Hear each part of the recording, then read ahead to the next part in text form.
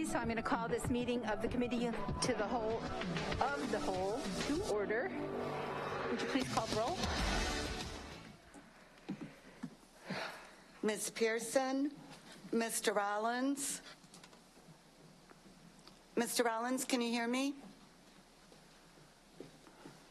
Mrs. McCulloch? Here. Mr. Siegel? Here. Mr. Connor? Here. Ms. Stanford? Here. With 4 present, 2 absent, we have a quorum. Thank you. We'll now take a moment of silence, followed by the Pledge of Allegiance.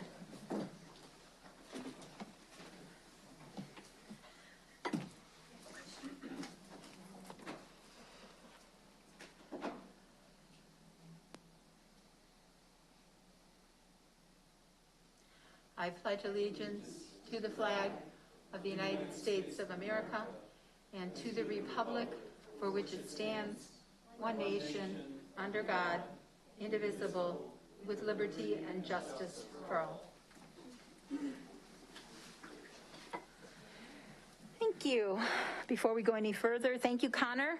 Connor Childers works behind the scenes to produce the board's broadcast via YouTube live stream and Comcast Channel 20. I also wish to welcome Superintendent Student Advisory Council, Representative Andrea Vasquez from Jefferson High School. So thank you. She'll be with us for 3 meetings in October, and we'll get to hear what you think of it all come the last one.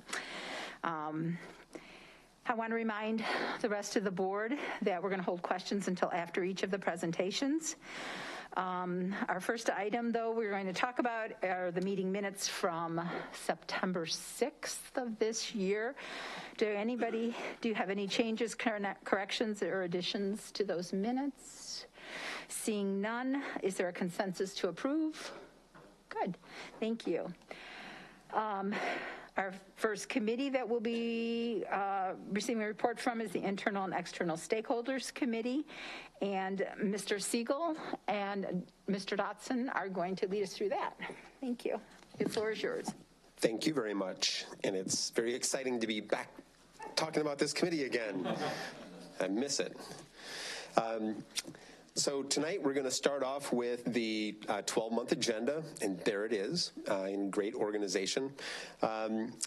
So tonight we are going to get a front porch update from our Director of Athletics, Activities, and Program Development, Dawn Williams, and our Director of Fine Arts, Bonnie Sperling.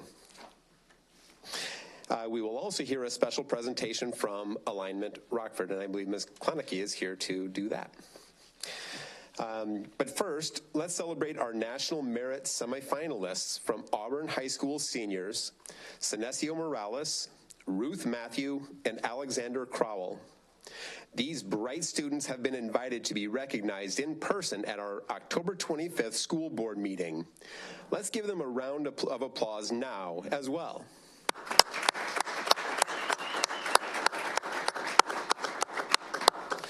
The finalists for the National Merit will be announced in February. Sinesio Morales achieved a perfect score on his ACTs of 36. That's a really remarkable thing to have done. According to Prep Scholar, less than 1/3% of all test takers earn a perfect score. Less than 1/3%. It's crazy. Way to go, Sinesio. Good job.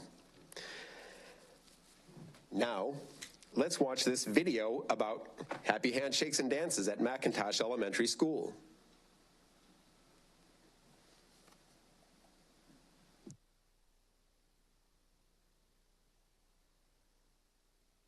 They put all their stuff away, but before they can enter the classroom, they get to pick a way to greet me at the door. So they have lots of options, from a hug to a dance move, and it just is like a fun way to start the day before we get into our content.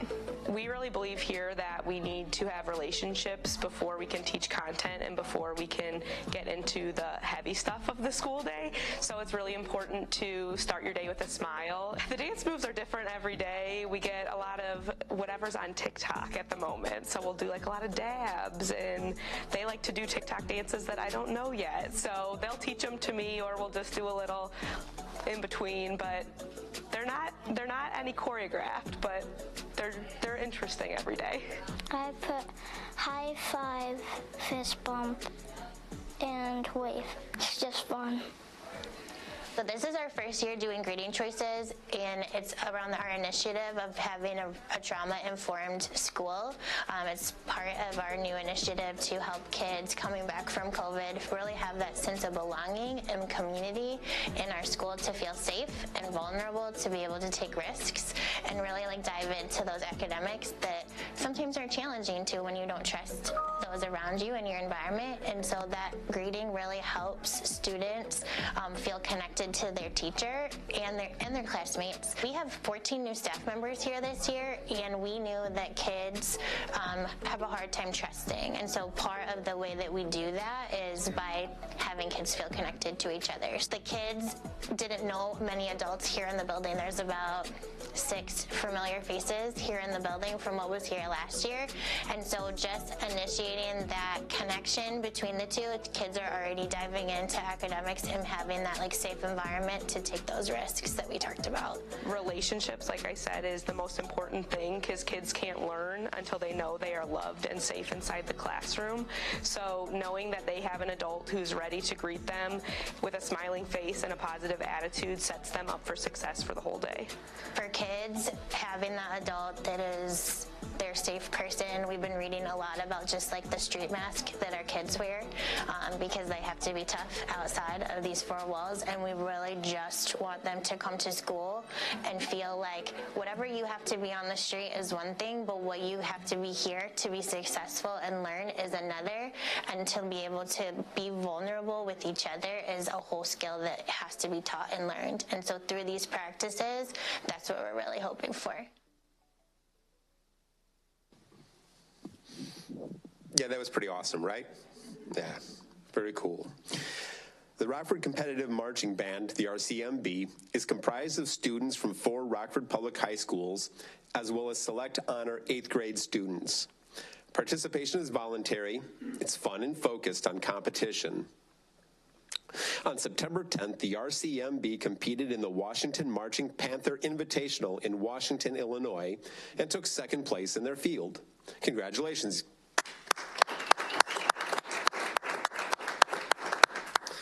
And one more thing to celebrate, the RCMB will be participating in the Columbus Day Parade in downtown Chicago this year. That's pretty cool.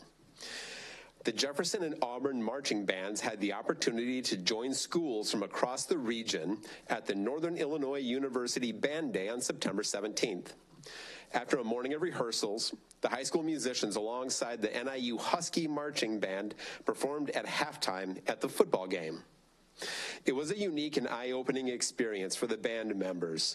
Thank you to the Jefferson and Auburn staff who continue to give our students opportunities for growth in the area of music.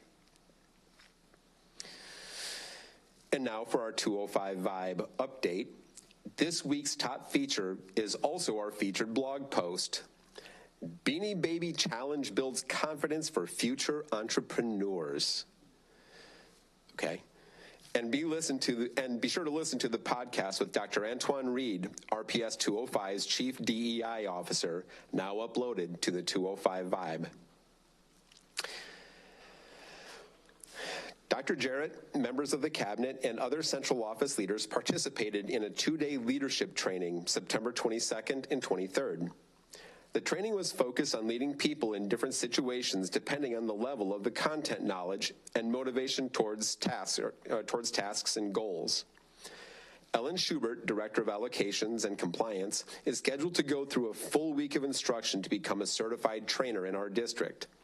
This will allow us to offer this training to other central office and building level leaders. Training the trainer, I think that's called. Yeah, it's good. A security audit is currently underway for the district. And True North Security has met with cabinet members and are now in the process of meeting with building principals. The board and cabinet members met together on Saturday, October 1st, to discuss several items. The start of school preparation, departmental support for yellow and red schools, and school board onboarding. The The Rockford Chamber annual dinner was held on September 15th at the Tabala Event Center. And thank you to board members and staff who were able to attend and represent RPS 205. Now, I will turn the floor over to Dawn Williams, Director of Athletics, Activities, and Program Development, who will give us an update on the district's focus in athletics.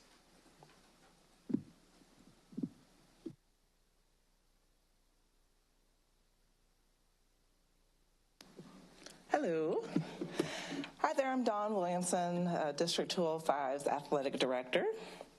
I started back in April, and one of the first things that I did was to meet with our high school athletic directors and their principals. I met with our middle school athletic directors and their principals. And like, no matter who I talked to, everyone kind of said the same thing, is we really need to focus on middle school athletics. I even had former Nick 10 athletic directors calling me after they'd read articles or seen interviews and just confirming, this is the path that's gonna move our athletics forward. Now, I'm sure I'm telling you something that you already know, but I want to go over again that our ADs at the high school level are full-time, whereas our middle school athletic directors are part-time. They may teach, they may be a parent liaison. There's something else that they have to do in addition to their athletic director work. So one of the first things I did was change that model. So the district office has taken over oversight of middle school athletics. So we're doing a lot of the administrative work that our athletic directors would have done in years past.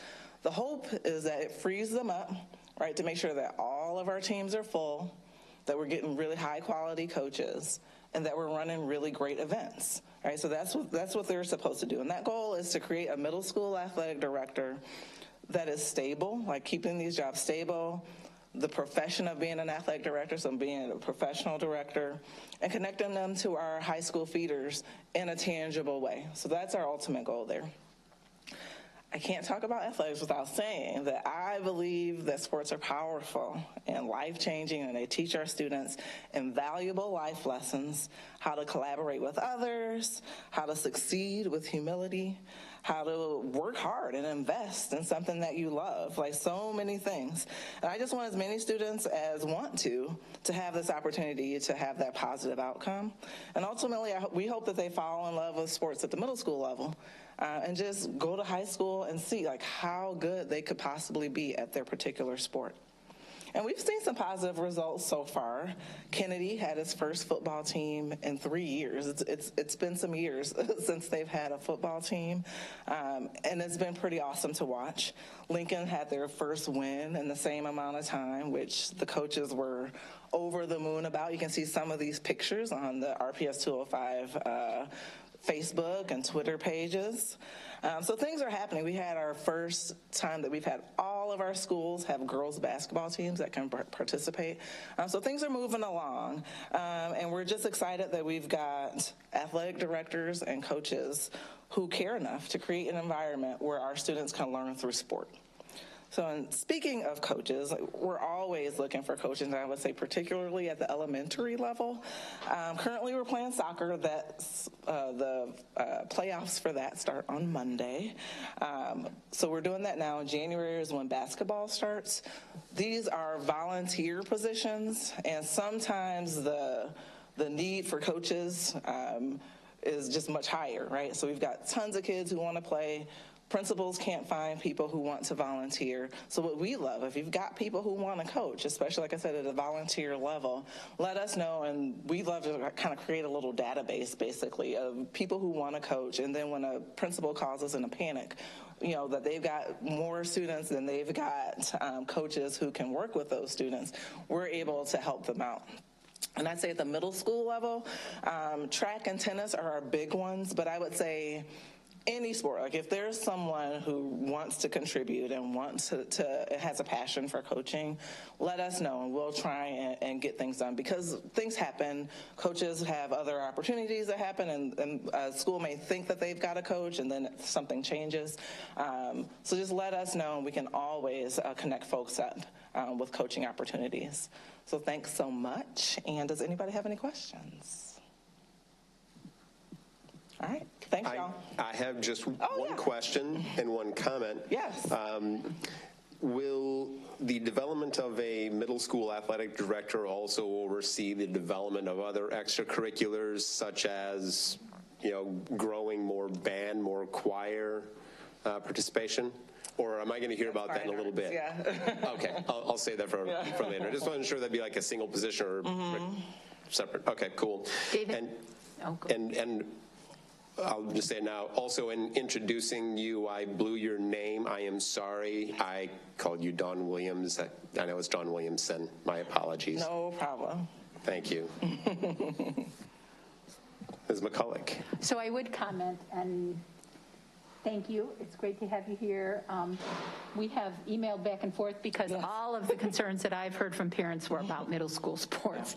So I'm thrilled to see that and hear, that we're going to focus on that, because as you and I talked, it's a feeder, it's an opportunity to try a bunch of sports, a bunch of positions, and to do so safely. And some of our middle schools don't have the safety, all the what they need to do that, and they need that central oversight to help get everybody on the same page. So I am thrilled, and it makes it helpful, at least when parents contact me, to be able to say, here's what's happening, that we are looking at it, we know that it's an issue. So thanks for that. David, I'm going to ask you, I know we're going to alignment next, right? I believe we are not What about questions from previous? Is that going to be at the end of the whole thing? If you have questions, feel free.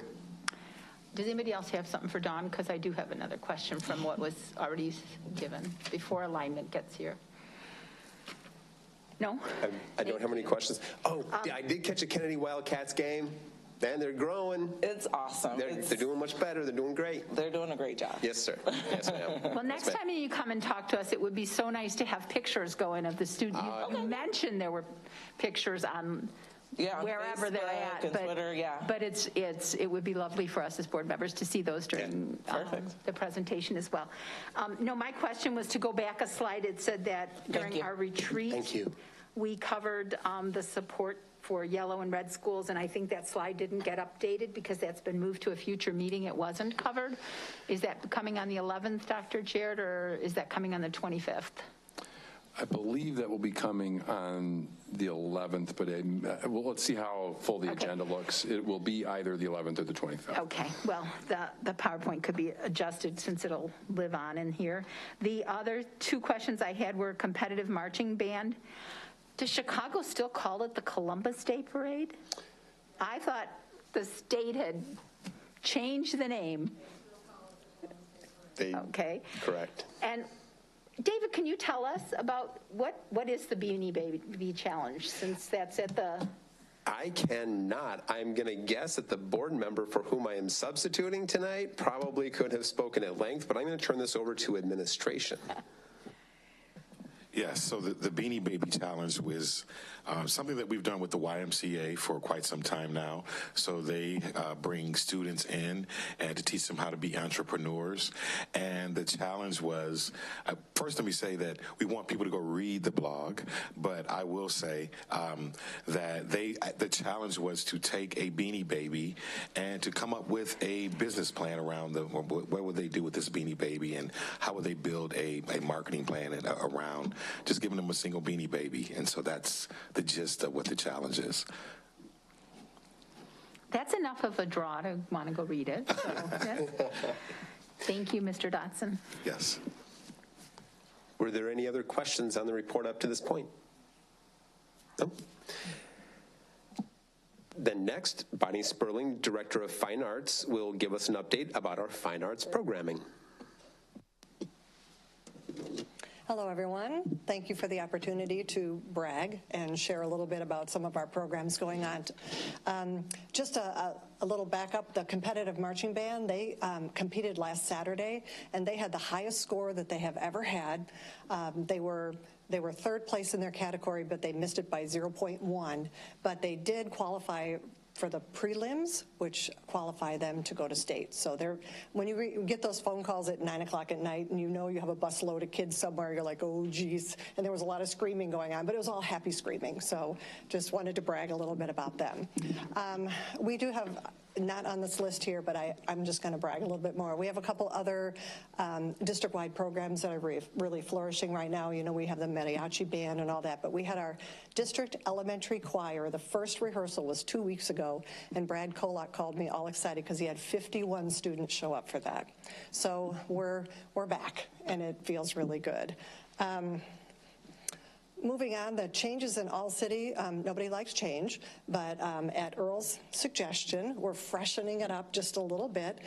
We are moving our All City Theater, so instead of having it in the spring, which always was a conflict with the spring musicals and plays and things like that, we are actually going to move it to this fall, October 20th, and instead of having it at RBC, we are going to Northern Illinois University.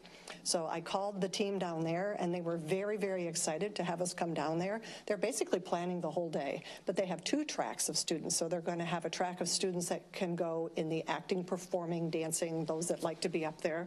And then there's going to be a track for the students that like to be behind the scenes in the lighting and the tech, that type of track. So we're going to be able to bring twice as many kids to have the experience this year. And Northern is doing it for my favorite price, which is free. Gotta like that. The other changes to some of the all-city events are, I always had the middle school be at the same time as the high school, so the middle school students could see, you know, the opportunities that they had in a high school. But we're moving the middle school this year to December 14th because they choose their high school electives in December. We're going to move them all in one day, and instead of bringing in outside clinicians, I'm going to have the high school teachers be their clinicians. So this goes to what Aaron was speaking to before about relationships, and this is their opportunity to develop those relationships. They can start them early. They have a chance to meet. Lynn Stockton's going to be my art teacher, you know, if I go to Jefferson, and Lynn has the opportunity to be able to go around the room. They're going to do a 3-hour project together at the teacher's choosing. I think it's going to be kind of a nice change to what we've done in the past. As long as we're talking about moving that all in one day, so it's middle school art and middle school band, choir, orchestra. It wouldn't be a Bonnie Sperling Day if I didn't have one more program happening at the exact same time, and we are going to move the instrument zoo also to December. And the instrument petting zoo, before we used to bring them all together and the kids could play every instrument, and it was just a germ fest. So since we're all a little still leery on having that happen again, I partnered with Margot Stedman at the Rockford Symphony Orchestra. She's the director of education there, and she wrote and received a grant she basically put a program together to get kids interested in band, choir, and orchestra, all the different instruments. She's going to hire professionals to be on stage to show them the woodwind group and the brass group and the percussion. Here's a choir. And so they will go in, there's going to be 2 different sessions, and we will ship all of our 5th graders over to the location, and they will see this presentation. What I'm even more excited about is that we're going to videotape this, and we're going to give it to any of the schools in Winnebago County who want to use our recruitment video to help them grow their programs, because not all schools have the ability to make something this large. So we're really excited that we can share it with others. In the spring, the Hall of Fame, we've moved that a little bit. I have been meeting with the Rockford Area Arts Council, and so last year when they had their awards and our gallery walk was at the same time, it was just kind of a really cool meeting. So we are going to have our Hall of Fame is April 21st. The day before will be the gallery walk, and Mary Bernstein is going to, we're working together in our marketing plan to move Art Scene maybe just a couple days earlier, so we're really part of Art Scene. So Art Scene will start with our gallery walk, it'll move on to the Hall of Fame, and we're hoping that that'll help us bring it all together. Any questions? Ms. McCulloch.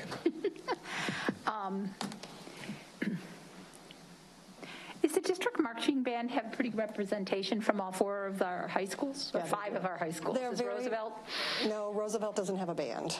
They don't have a music teacher That's right right. now, okay. Unfortunately, but I'm working on it. I'm wearing them down. Do all 3 schools have marching bands now? It used to just be one, so they all are. They do, and we ran awesome. Instead of having every every high school have their own marching band camp. We ran one together this year because we're all still pretty small. So we figure, rather than having 20 or 30 kids playing outside where the sound just goes straight up in the air, if they all come together and now you have 60, 70, 80 kids playing together, it's kind of strengthened numbers. And those are the Columbus Day Parade, that's everyone gets to go, not just our competitive marching band. So do they try out for the competitive marching band? They used to have to try out. Now anyone who wants to be in the competitive marching band is welcome. Okay.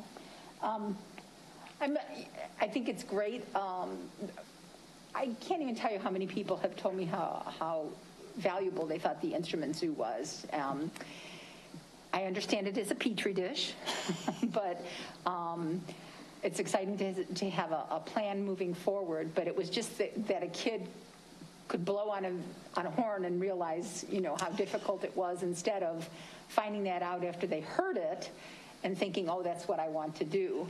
Well, there's more to it. So they will go to this presentation, and then we're not just going to be like, okay, oops, sorry, hope that was fun.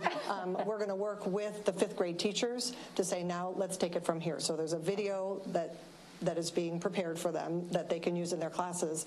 But we have a set of all these instruments that can travel, so they can use this as part of, we want to follow up with it, not just do this big, huge day and then just go, oh, hope they signed up. I want to really follow up with that. So the instruments will travel from school to school, and they'll show them percussion. They'll do different units on it. So we are working with the 5th graders to follow up. Okay, and a huge shout out and thanks to the individual on the symphony. I already didn't write the name down. For applying for that grant and putting this all together. That's amazing. My last question is, and it's probably not for you, although they participated in drama and other things, and that is, we never had a follow-up on the Scotland trip. Remember that we spent a lot of time talking about that Scotland trip, and we never had any follow-up. I know Heather was the one who came up and talked about it with us, but it was all about Kappa and, performing. So if somebody, whoever's department that is, could get back with the board on that, and I don't know if you just have a general comment on it or not. Okay. Thank you. Ms. McCulloch, I'd be happy to coordinate with Heather at the follow-up on that.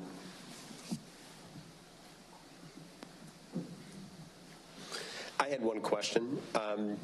Since the All-City is going to be in DeKalb, will there be a mechanism by which our local supporters will also be able to view the performance? They won't be doing a performance. They will be attending a performance. Oh, they're going to be I'm sorry. I thought they were going to be performing in an All-City. Well, they are going to be doing all sorts of clinics all during the day, and then, of course, they're going to eat in the student cafeterias, and then they're attending a dress rehearsal, which is open to the public, but you'll be hearing about that because tickets will be available. Okay. Thank you kindly. And we are also going to be, we talked about Connor possibly attending, just so that we can make sure, asking them if Connor can't come, what exactly do you need from me, if we could be taking pictures, video, that type of thing, just to make sure that we represent when we come back here. Great, thank you. Mr. Connor. Yeah, a couple things. Can you remind us, the All-City, is that still on the weekends? The All-City? So the All-City, didn't we have an All-City, I thought it was orchestra that was on a Saturday? No, they were all during the week. The Saturday was the elementary, and that's still in discussion. Oh, okay. So all the others are during the week? Okay, it's just the elementary. And then the other thing I'm curious about, is there going to be anything for other instruments? Piano, guitar, that kind of thing. For All-City? Well, I don't know. I mean, I'm thinking of actual programs. So in other words, we have ensembles for all this and teaching. I was just curious if we were going to have things for other instruments. And I was thinking, because piano and guitar are pretty popular, we have piano class and guitar classes right now, but they're not represented at All-City. Okay, on the ensemble side, okay. All right. That was it. David? Yes, Ms. McCulloch. Quick follow-up. And you made me think of it, elementary, there was always that trip that was support, I thought the Smith family or somebody to the Coronado for the elementary. Does that still happen? Yes, Reach for the Stars. Reach for the Stars, thank you. I don't remember the date offhand. It's usually in March. I want to say it's the 10th, something 10th. Okay, I can let you know. and what grade goes? Is that the 4th grade? There's a 4th grade trip and a 5th grade trip. Oh. Okay, thank you. I think I think this year it's going to be 4th and 5th because they missed a year because of COVID. So they're going to let both teams go. Mr. Rollins would like to speak, please. Can you hear me okay? We can hear you great. Okay, great. So just a couple of questions. I thought Mr. Connor was going to ask the question that I had. So if All-State is during the week, we're going to be asking parents to go down to DeKalb on a weeknight, on what is for them a work night? Which one are you talking about? Are you talking about our band, choir, orchestra? For All-State? All-City. All-City? It's going to be, yes, All-City. All-City is just theater right now. That's the only plans. The rest of it's in the spring. Still in planning. So the All-City Theater is going to be at NIU, and it's not really a performance, which has never really been a performance for theater. They do clinics all day and work with the professors, and then they will attend a performance at night. So if the parents want to come to the performance, they can drive down to NIU and pick their kids up. But if they don't want to, we promise to bring them home. All right, but so the All-City band and orchestra and choir, that will still be at the Coronado? I don't think so, but still under negotiation.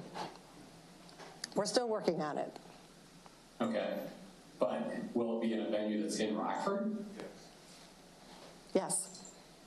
Okay. Maybe. We're talking to Northern about that one too, because they want us to come down and do the same thing that theater's doing. Well, just keep in mind, what that means for parents on a weeknight, because obviously the parents all want to go, and that's just a little bit more of an investment, a time investment on a weeknight. So it'll make it a little harder for parents to do that. I guess the other question I had is just a general question about how we're doing on numbers of bands. And I don't know that there's a difference between the high school marching bands and the actual bands. And the reason I'm asking the question is I was at the Memorial Day parade, and I don't think all schools marched. And when the schools did march, there were high schools that were marching with middle schools. They were all mixed up together. Some of them had uniforms, some didn't. And none of them were very big. There were not large groups of people. So just from a numbers standpoint, how are we doing? I know that the pandemic probably affected that, but I thought that we were making more progress on that front. Well, we were making a lot of progress until the pandemic hit, and now we're probably back to the same numbers we had in 2015 or 16. I mean, we're starting rebuilding over, which is why we're spending so much of our time and effort in the middle school, because as Dawn said, your middle school, that's where your growth comes from. You're not just going to come out of the pandemic and have huge high school programs. You have to build them from the ground up. So the kids that are in the programs are really excited about being in the programs right now, but I mean, we're starting down again. I mean, that's all you can do. I mean, it's not fun to play an instrument with a mask on or to be virtual and be only this big. And it's really hard to teach that way. And on Zoom, you can't have an ensemble. One person plays at a time, and that's really difficult for middle school students who would rather melt into the floor than play alone. So we're building, and it's coming back, but our numbers are down. We were decimated by COVID, but we're coming back. All right, thanks. Do we have any other questions for Ms. Sperling? Thank you very much. Our next presenter is Emily Klonecke, Executive Director of Alignment Rockford. Hello. Oh, okay. Okay, let me see. Okay. Good evening. My name is Emily Klonecke. I am the new Executive Director of Alignment Rockford. I have been with Alignment Rockford since January of this year. And I'm just going to give you a little overview of where we have been in the last year and where we are going. Alignment Rockford supports the improvement of academic and lifelong success for youth and students of Rockford by engaging partners across the community in programs and initiatives that respond to gaps and needs identified by the Rockford Public School District. Our model is focused on systems change, and our design and implementation ensures that our teams make progress toward long-term sustainable institutional and environmental change. Our work is currently anchored around 3 key areas: early childhood, extended learning with Live, Learn, Play, and community connection. Alignment Rockford did undergo a period of transition over the past year, having a change in leadership and having some other changes organizationally. We are happy to report that we are now fully engaged and we are working very hard in our community, and here's a report of where we are today.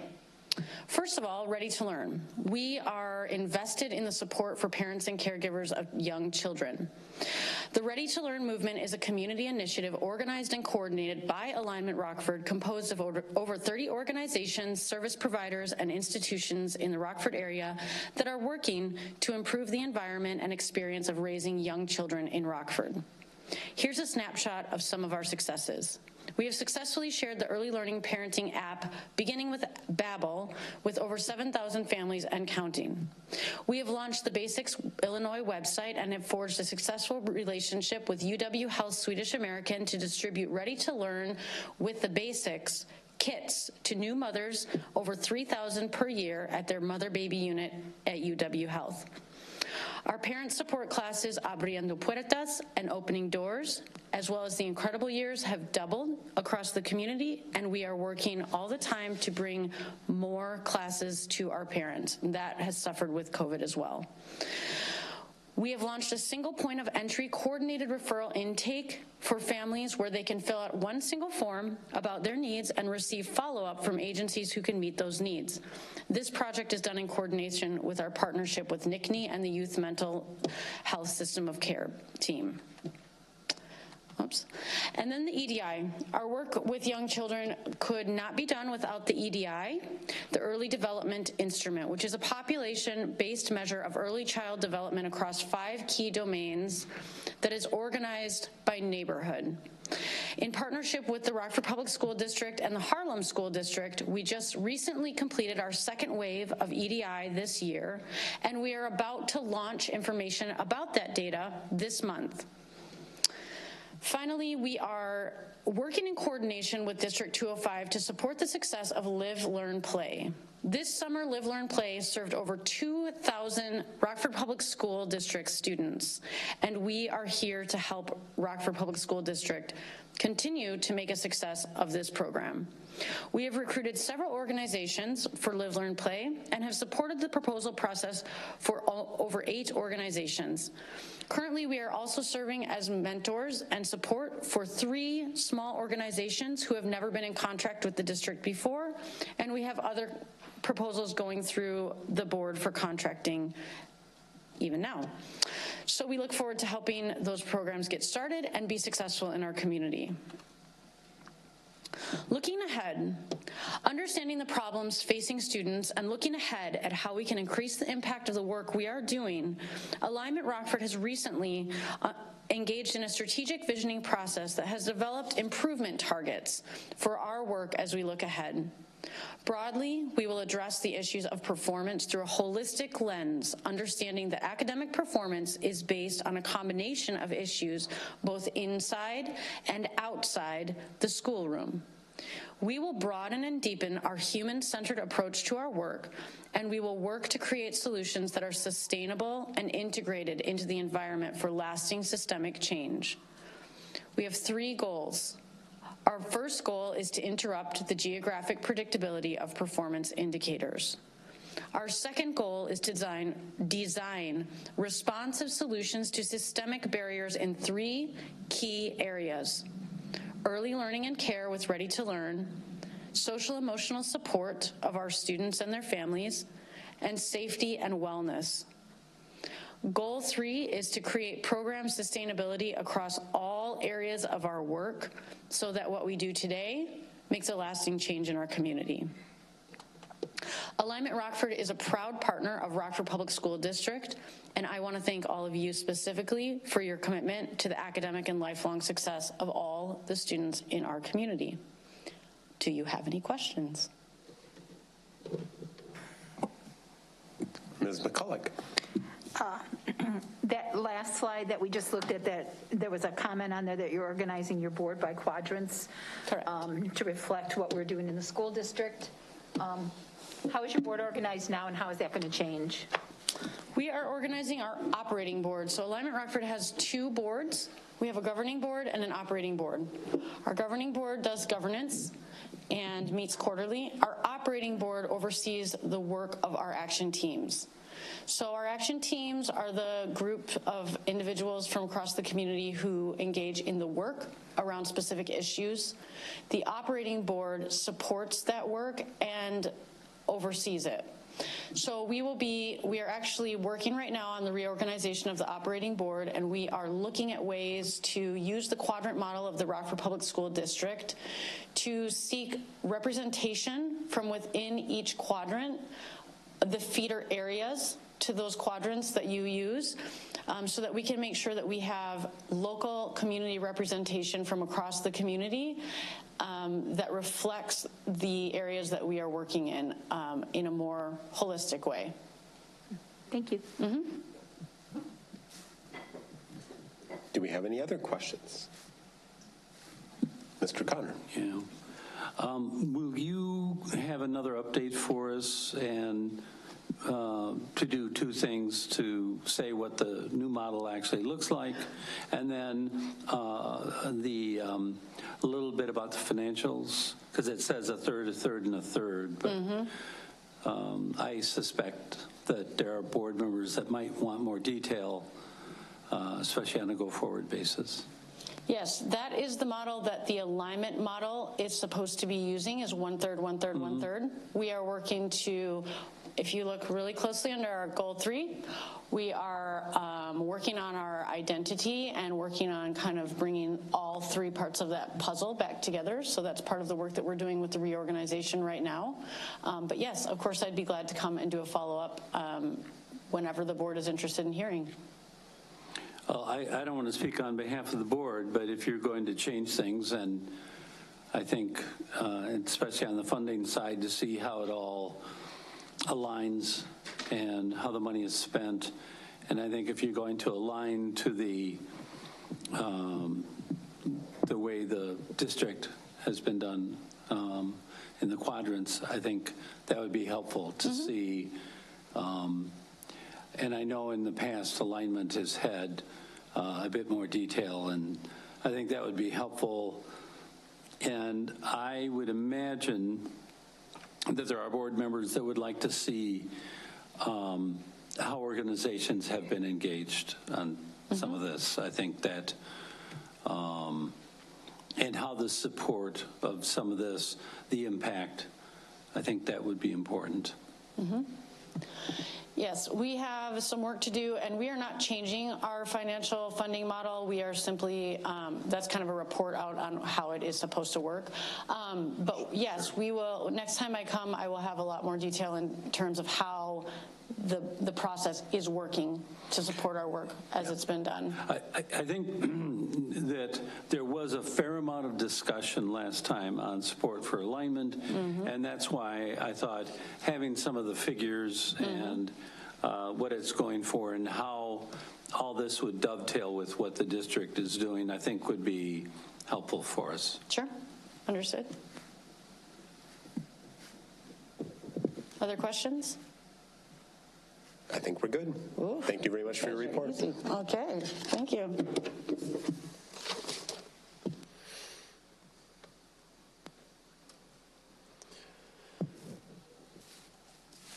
That concludes that part of the presentation. We do have a preview of a consent item, which is an intergovernmental agreement with the City of Rockford 5.0 program at Auburn. It says that Mr. Earl Dotson Jr., the Chief Communications Officer, may have something to say, but I guess he walked away. Okay, so this is a contract that we have seen numerous times over the last 6 years. I'm not sure if that's as far back as it goes, it's as far back as I go. Where this is essentially a facilities swap agreement where we are going to exchange up to 420 hours of use of the Rockford Auburn Fieldhouse. And the city of Rockford will provide up to 420 hours of facility use for our students to get some real life practical experiences.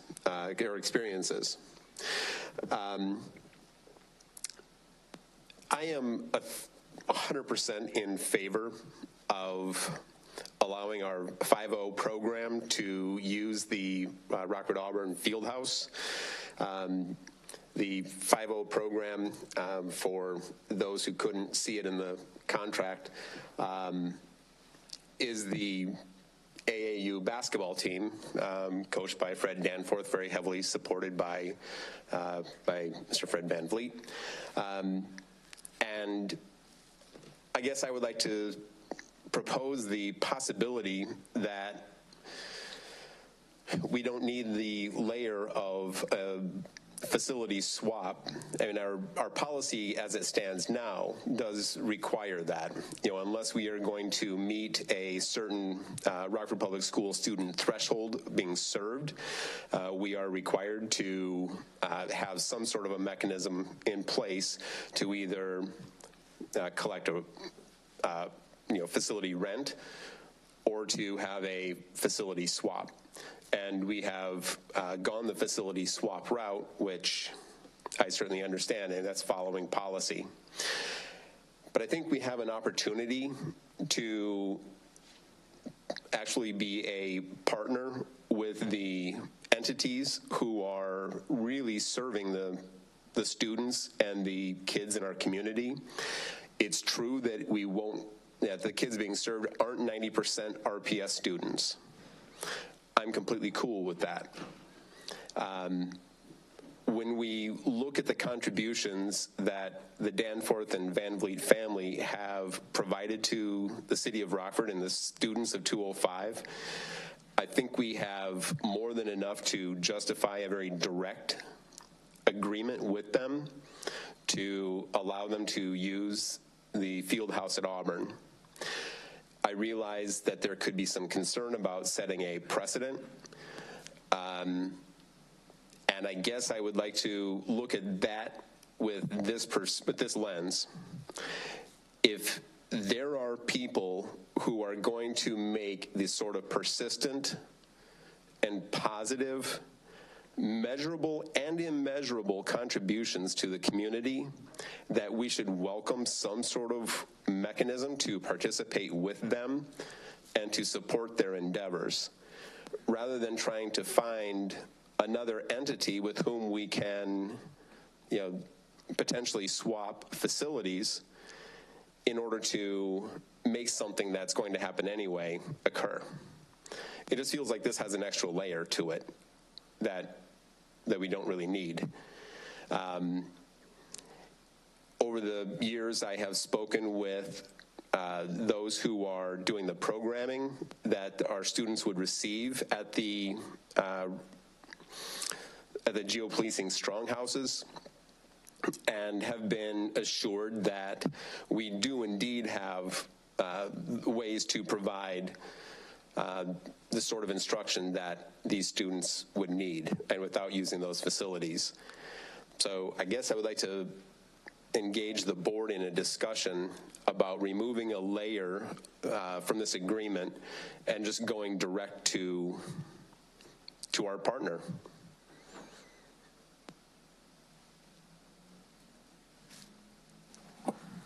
Ms. McCulloch. Well, you and I have had this conversation. We have.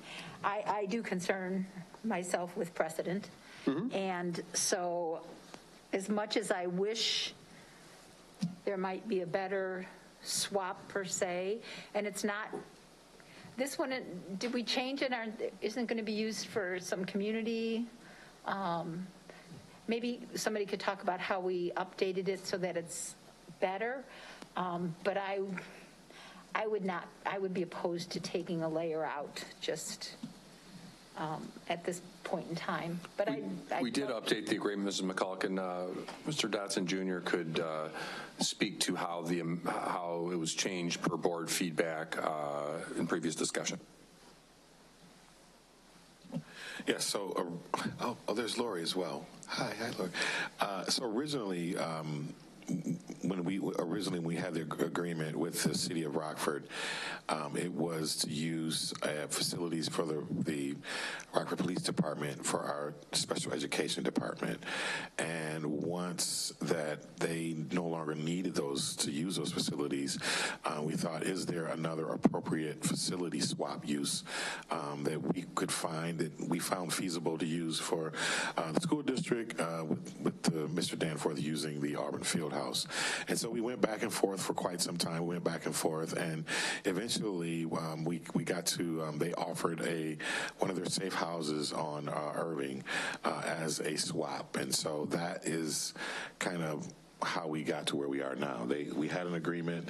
We no longer needed to use it, and then they came back with a facility that they thought we could use. So just to be clear, the facility switch was from the house on Revelle Street to the house on Irving? That is correct, sir. So how did that materially change the agreement other than the address? Was there something about the Irving Street facility that gave us more? We also took out the detail with which we were going to use the house. The geopolicing site at first was used for extra classes, and we removed that specification so that the district could use it for any other purpose, meetings, etc.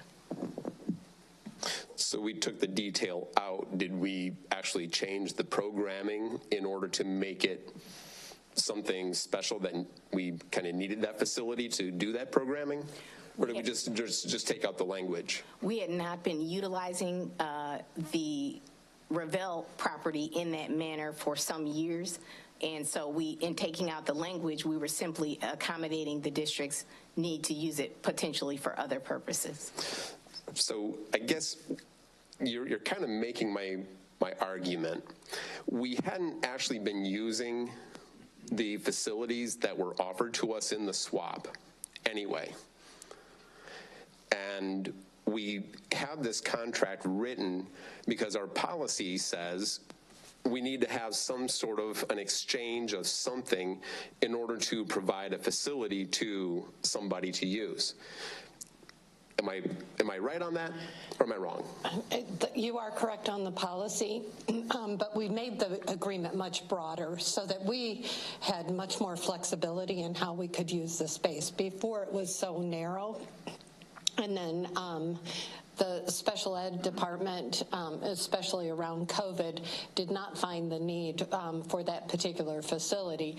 But now it's much more broad, so we can use it for a lot of other purposes, including meetings, off-site meetings, and training. And so that's how Mr. Dotson's team has looked at it.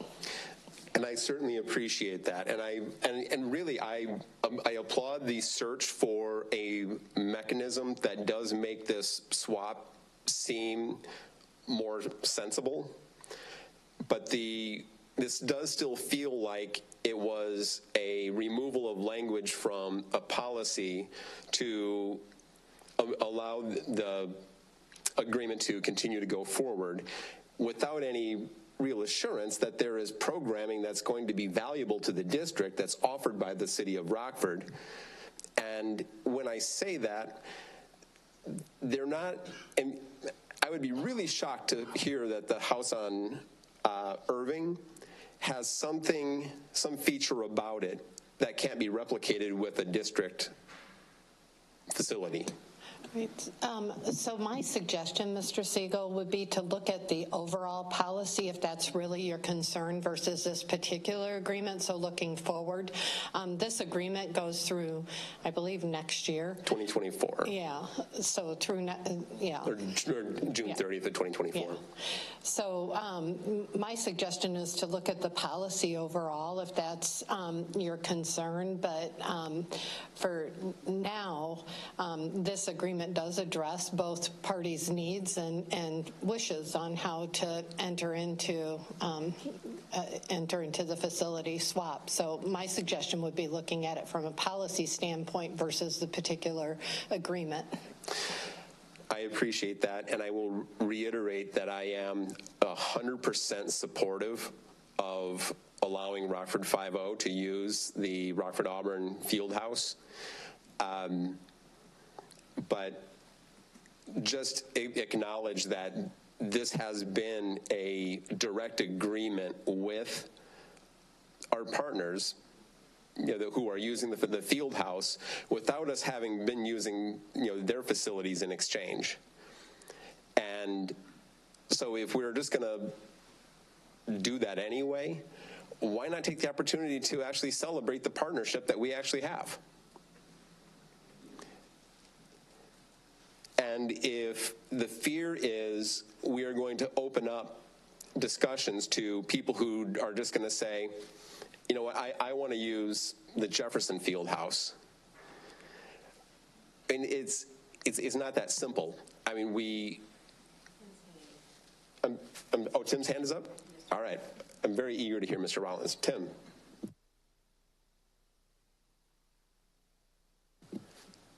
Tim, you're welcome to speak. Or do you have to unmute yourself? Oh, sorry. I was just saying you might not want to hear what I have to say because I'm going to disagree with you. I think that's exactly the issue. If we just say, oh, we're going to make an exception to our policy, and you may in your own mind feel that this is enough of an exception with enough special circumstances, and I can guarantee you people will come to us and say, oh, we give to the community just as much, or we give to the community more, and you should be making an exception for us. One of the things I guess I like about this intergovernmental agreement with the city is you've got a situation where you've got two governmental entities that feel strongly enough about this program that they're willing to sort of push the boundaries of the envelope, I guess, to do it. So that's going to give us a little extra layer of protection if it's something that both the city and the school district have to agree to for this sort of a situation. I really do think that if we just say, oh, we're going to start granting exceptions to our policy, people are going to start lining up, asking for exceptions. And I really don't want to be in that position. I appreciate that, Tim, and actually I am thrilled to hear your comments, and I'm happy to disagree with you, and I'm glad that you're disagreeing with me. Ms. Holdley has some comments, so thank goodness we have a referee. Oh, well, I don't know if I'm necessarily a referee, but I also want to point out, as part of the agreement, there is the indemnification clause, so there is some added protection to the district for the program as it operates. So at least for the district's perspective, we have some protection there. I certainly appreciate that, and I would imagine that any policy that we might change would also be able to include indemnification language.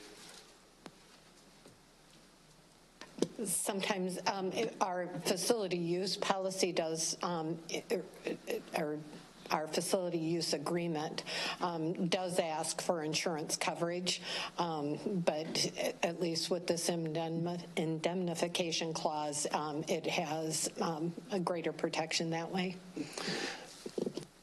All right, I guess I'm going to put a little more blunt of a point on it, but just a little bit.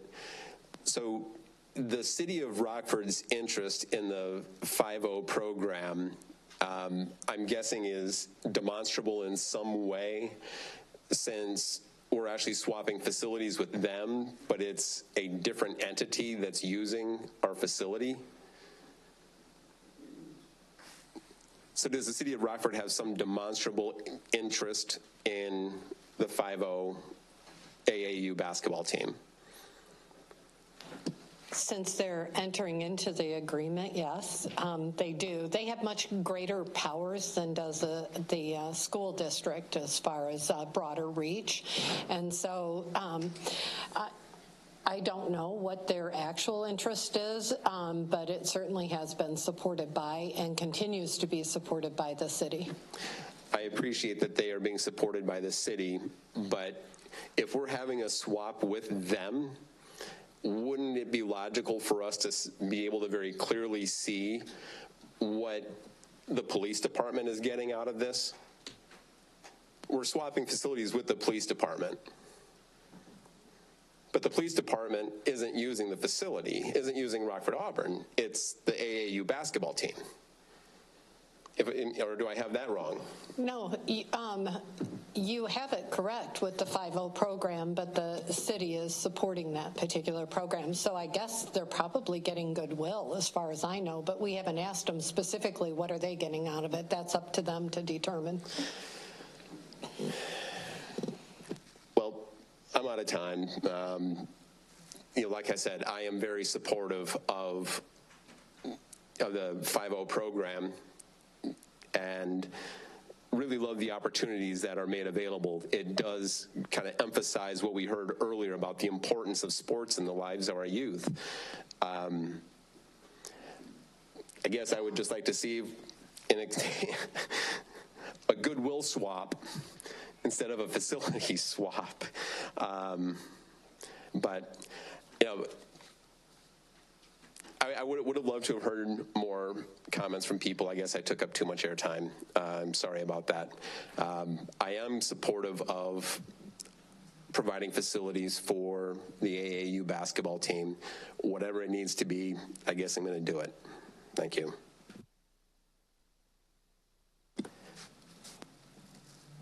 And unless there's more discussion, someone would like to join Team Rollins, I guess that ends the Internal External Stakeholders Committee report. From a governance perspective, the only way you can, force the rest of the board to weigh in on that is to ask for an amendment, and they would choose to support or not, which you still can do when it comes up for a vote at the next meeting if you want to sit down with Ms. Holdy and figure out what you might want to write up. Are you still willing to do that, Ms. Hoadley? Thank you.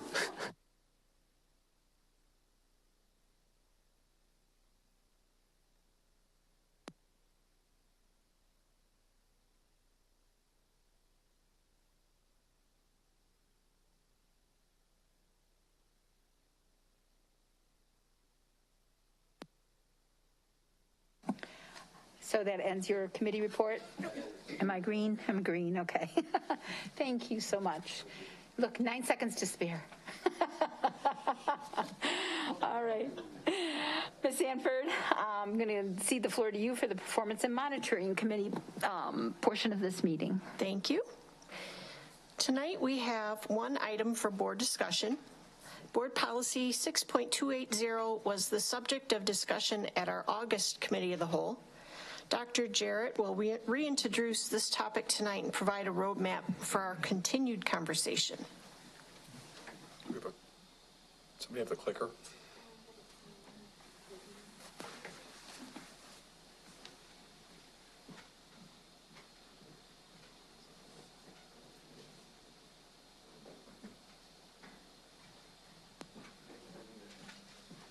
Connor, can you put that up on the screen, please? Which one is it? It is Board Policy 6.20. We're on the 7A. We've just got it showing Mr. Rollins right now.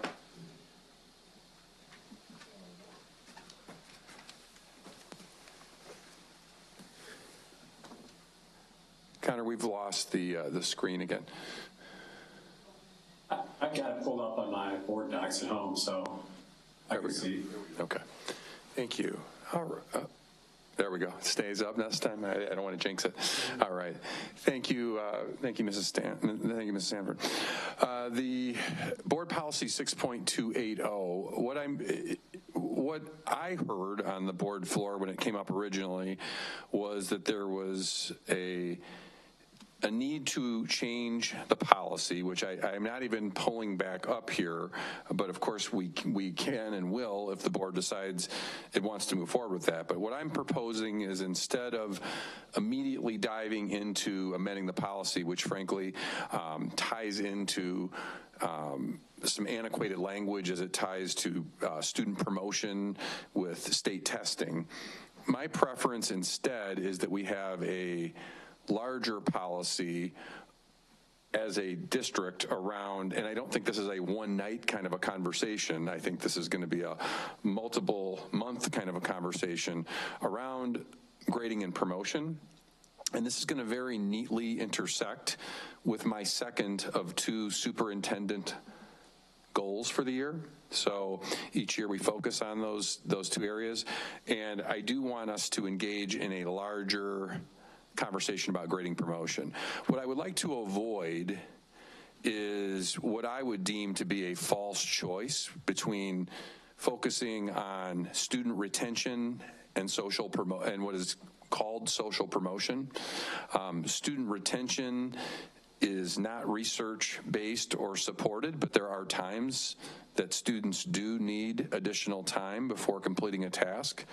And social promotion is a notion that of advancing students forward who have not earned the academic credentials to be successful at the next grade level. So rather than honing in on what I believe are 2 both negative choices, I would like us to have a more nuanced conversation about how the district, including the school board through policy, schools through their MTSS programming, and family and community roles and responsibilities can come together in the middle and really get to the heart of the matter that we're trying to address, which I believe is ensuring our students are advancing from grade to grade and making progress towards college and career readiness. And so the way I would, instead of a kind of a binary option, I would suggest that it serves more of a step-by-step process or even a continuum of services that increase in intensity. If you start with a struggling student on one end, instead of just saying, well, should this be should student just be promoted, or should this student have some kind of a retention, I think the conversation needs to be much more about what are we doing to ensure that during the actual 174-day school year and 7 hours a day that we have with a student, what kind of interventions are we doing to ensure the student is improving, and how participatory is the student and the family in that work? What options have we extended to extend the day or the week for before, after school, lunchtime, tutoring options? How are we finding time in our day and our week to do more? And then ultimately, what kind of partnerships are we building with our community partners or at the district and school level? We saw a lot of that at our board retreat to extend learning throughout the year outside of those 174 days. I was not a math major, but if you take 365 days and divide it by 174, there is a great deal of room there for us to find time to intervene with students. And the same would be true in a 24-hour day versus a 7-hour day. Obviously, we want to make sure our students have at least 8 to 10 hours to get a good night's sleep. So here's what I propose for a conversation. Instead of diving into the policy, I think we hold off. That policy was already a bit overdue, and I would like to propose we get to that policy actually in March. But between now and March, there are some pieces I think that it would be important for us to discuss. And I want to start with asking you if you agree with this general approach, or if you'd rather just dive into the policy, and that's going to be your choice, not mine. This is just a suggestion. Number 2, in the month of November, as we're starting to get our returns back on how our schools are performing on their school scorecards, I would love for us to talk about, as we're reviewing our standards of practice, one of those standards of practice is MTSS, and another we're really talking about how our schools are using $27 million versus of discretionary dollars that have been invested in site-based budgets. So what are we doing with those dollars to convert those into people and ultimately to convert that into time, so that we are doing things outside of just the traditional academic schedule for students to do more to intervene for students? What kind of academic behavioral interventions are happening during the school day? The third conversation point I would like to have is, how are we using district funds as well as school-based funds as well as ARP-ESSER funds that we have a substantial amount to invest to extend learning? What could we do to lengthen our day? What could we do to lengthen our week? What could we do to lengthen our year, whether it's at the school level or with partners? we have a lot of money that we need to invest from our ESSER, both with community partners as well as in our extended learning provisions with that grant. So there are dollars there that need to be spent wisely, and I think it fits very, very cleanly into this conversation. And then finally, if we move on, if the school has a role, if the district has a role, I think arguably the most important component is what do we expect of students and families in this conversation? If we are going to take the step of ensuring that all of our students learn at high level, what is expected in terms of participation? I can tell you that year after year after year, we see that some of our students who need the most intervention are not participating at the rate that we would like them to, whether it's getting really robust attendance in early learning programs that start before kindergarten, with our really strong preschool programming, all the way through our summer programs, which prioritize our students who are the furthest from the goal. We usually have room in some of those programs still. And so what is our approach going to be when a student who really does have tremendous need for extended time is not opting into that conversation? And there are limitations of what we can do outside of the compulsory attendance of 174 a year, but it doesn't mean we don't have power and influence and ability to partner with families. And how can we move from doing something to a struggling student to ensuring we are working with a family? And obviously this is going to be a multifaceted conversation. So again, what is the role of the school with the standard of practice? What is the role of the district with district resources and policy? And what is the role of the family and the community to support a struggling student? Then I think it's time to talk about the policy. Then at that point, we can have a conversation about what 6.280 is really all about. And I think my working premise going into that is this is less of a policy issue and probably more of an implementation issue and an execution. But we may find that there are things we can do to, within the bounds of the law and what is within our power, to make changes to district policy as part of the support. But I think it's important that we do a much deeper dive and front load this before just moving the policy forward, because when I first heard the conversation, I've consistently heard from multiple board members about the concern to this original false choice here between the perils of student retention and the perils of student promotion. And I think there's much more we can do than just reiterate some of the past tropes that we've had around that conversation and dive into a much more nuanced conversation. And then ultimately, I have already committed to the board that we would be looking at the standard of practice of MTSS to ensure that we are monitoring that on a weekly basis. We were going to talk about that in the retreat. We didn't quite have time. So Mrs. McCulloch brought that up already. I think we'll probably target the third meeting of the month this month would make some sense. I think that's usually when we have a little more extra time. I would love to walk you through how I think as a October part of this work, if you decide you want to go forward with it, that might be a great time to talk about what I've actually committed to. I've got a nice little slide deck built, and I would love to walk us through how goal number 2 in particular, but also to an extent goal number 1, both have deep connections to this work of ensuring our struggling students are getting district, school-based, and family support. So that would be my proposal to the board, is that we would essentially hold off on this conversation and have a much larger one as it pertains to my goals, but also all of our roles in improving this work. Thank you. I'll turn it over to any questions.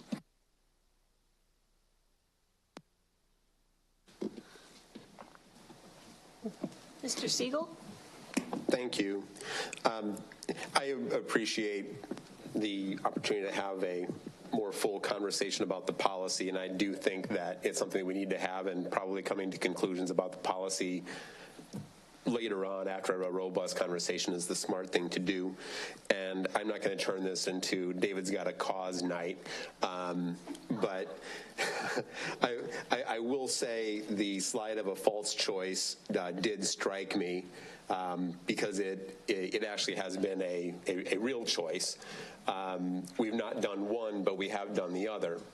And actually, that's not true. We've done both, and I don't think either has been effective, which is why I would call it a false choice. Oh, I 100% agree with that statement. 100% agree. But we have always had in the middle between those binary options a lot of area where we have striven to navigate. And we already have a lot of things brewing that I think are meant to really make that area more vital.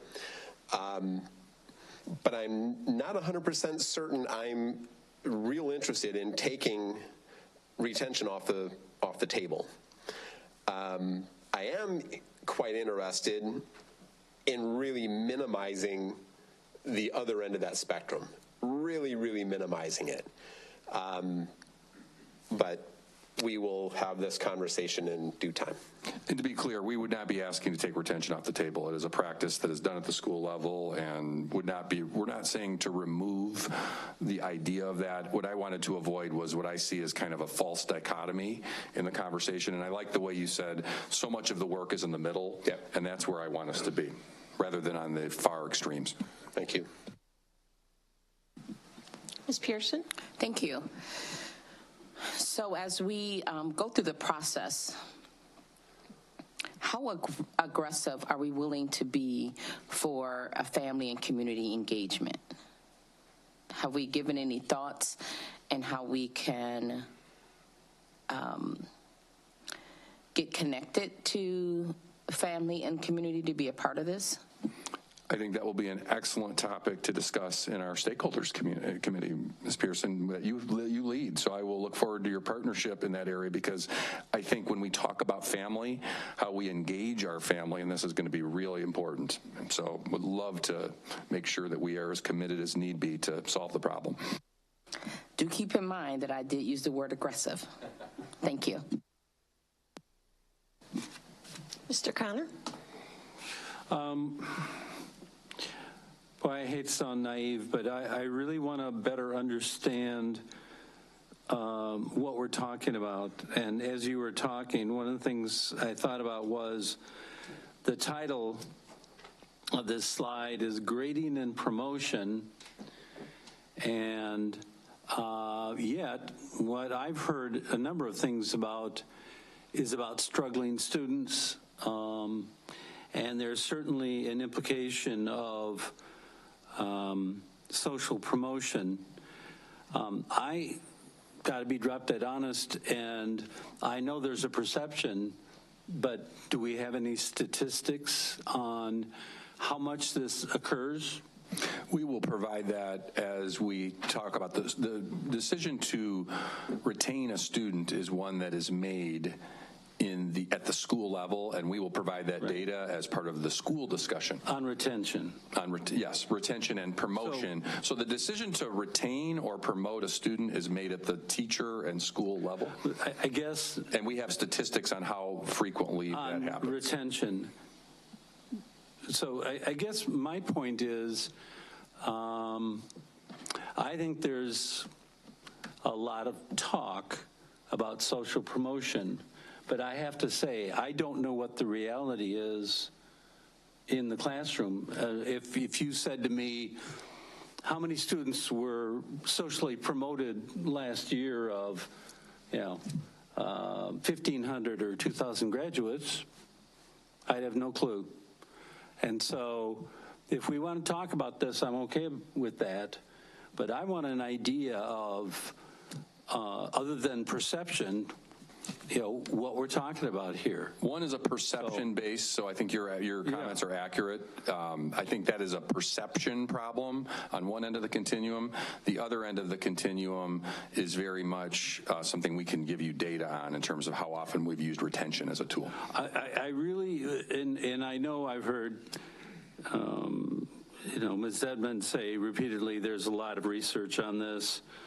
And so one of the things I'd say is, not knowing how big our problem is, I'd like to see what some of the research is so that when we talk about it, I mean, one of the things is, so I'll give you one perception, is that the business community complains about how prepared our students are, and I don't think that's in everything. And so what I'd really like to know is, okay, if the business community thinks we got a problem, be specific. Tell me you think it's in reading or it's in whatever, And because one of the things is, I want to make sure that we're solving the right problem.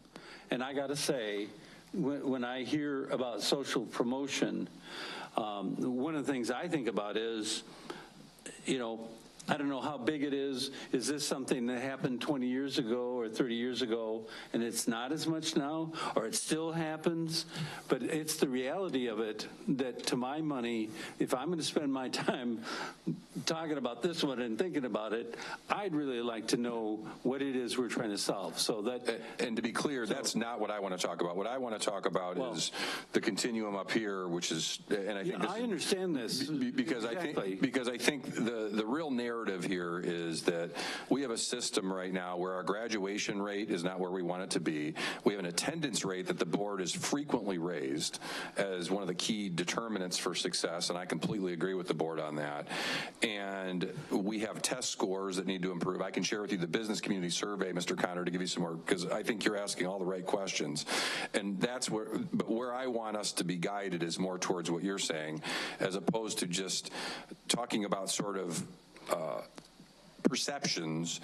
I would like us to get to what are we going to do to help struggling students, which I think will get at the heart of the matter in a much more tangible way, per your comments. So if we've got that, that's great. If we're going to talk about this, I mean, there's a lot of issues around this, and I think let's talk about all of them, but let's do it in a targeted way so that we know what it is we're after and what we're trying to solve. That's the only thing that I want to make sure we do, because I think this is an important issue. And if I might say, the one thing I would say is one of our challenges is to make sure that our students are prepared in areas that we hear about, and that's something I'd really like to address is exactly that, because I go out and I do talk to employers, and I can tell you that I've heard that repeatedly about RPS, and I push back all the time, but I'd like to have us make sure that we've got the numbers behind it. Ms. Pearson? Thank you. I think as we peel the onion, and we're going to find that this will end up being an onion, and that as we peel the layers of this onion and getting to the core of the issue, the data may show information that will cause us to ask more questions and more questions and more questions until we get to the core of the issue. And so we really need to prepare ourselves for those, the details and the questions, and it may lead to uncomfortable conversation, but it's going to be a conversation that we must have if we're going to get to the core of the issue. So we should prepare ourselves for that. I'm ready for uncomfortable. I want uncomfortable. Okay. Because I'm ready to push back on a number of things depending on what I see. So I can tell you is I want to see the facts behind all this, and then let's talk some issues. Anyone else? Okay, I look forward to the discussion. Thank you. Can I assume that there's board consensus to move forward with delaying this to March? And then I will proceed with the general topic, obviously to be amended as the board requests during the conversations, but are we okay with the general direction? So to be clear, we're delaying the vote on the policy till March, but we will continue, for example, finding out what information is needed, and then the next month, as is up on the slide, I don't have to read it to you, because the first time somebody said to me, well, we're going to wait till March, I said, no, I don't think so. It's more than a 1 month conversation. So, and I think what will happen is this conversation will become will coalesce with our review of school performance, which is going to happen in December, as well as our district standards of service and standards of practice update at our retreat in December. So a lot of other things that we're going to talk about are going to contextualize this conversation. But yes, I'm committing to what is on the overview here to provide additional context as well as whatever information is requested by the board. And ultimately, my hope is that we move away from talking about this exclusively to how are we doing this? How are we supporting struggling students to ensure that we do, in partnership with families, the district and schools, whatever it takes to help all of our students learn at the highest levels possible and support as much as we can. So that's where I want to get us in that conversation, rather than going back to the original conversation, which I think is probably limiting in terms of what we can accomplish with those two tools.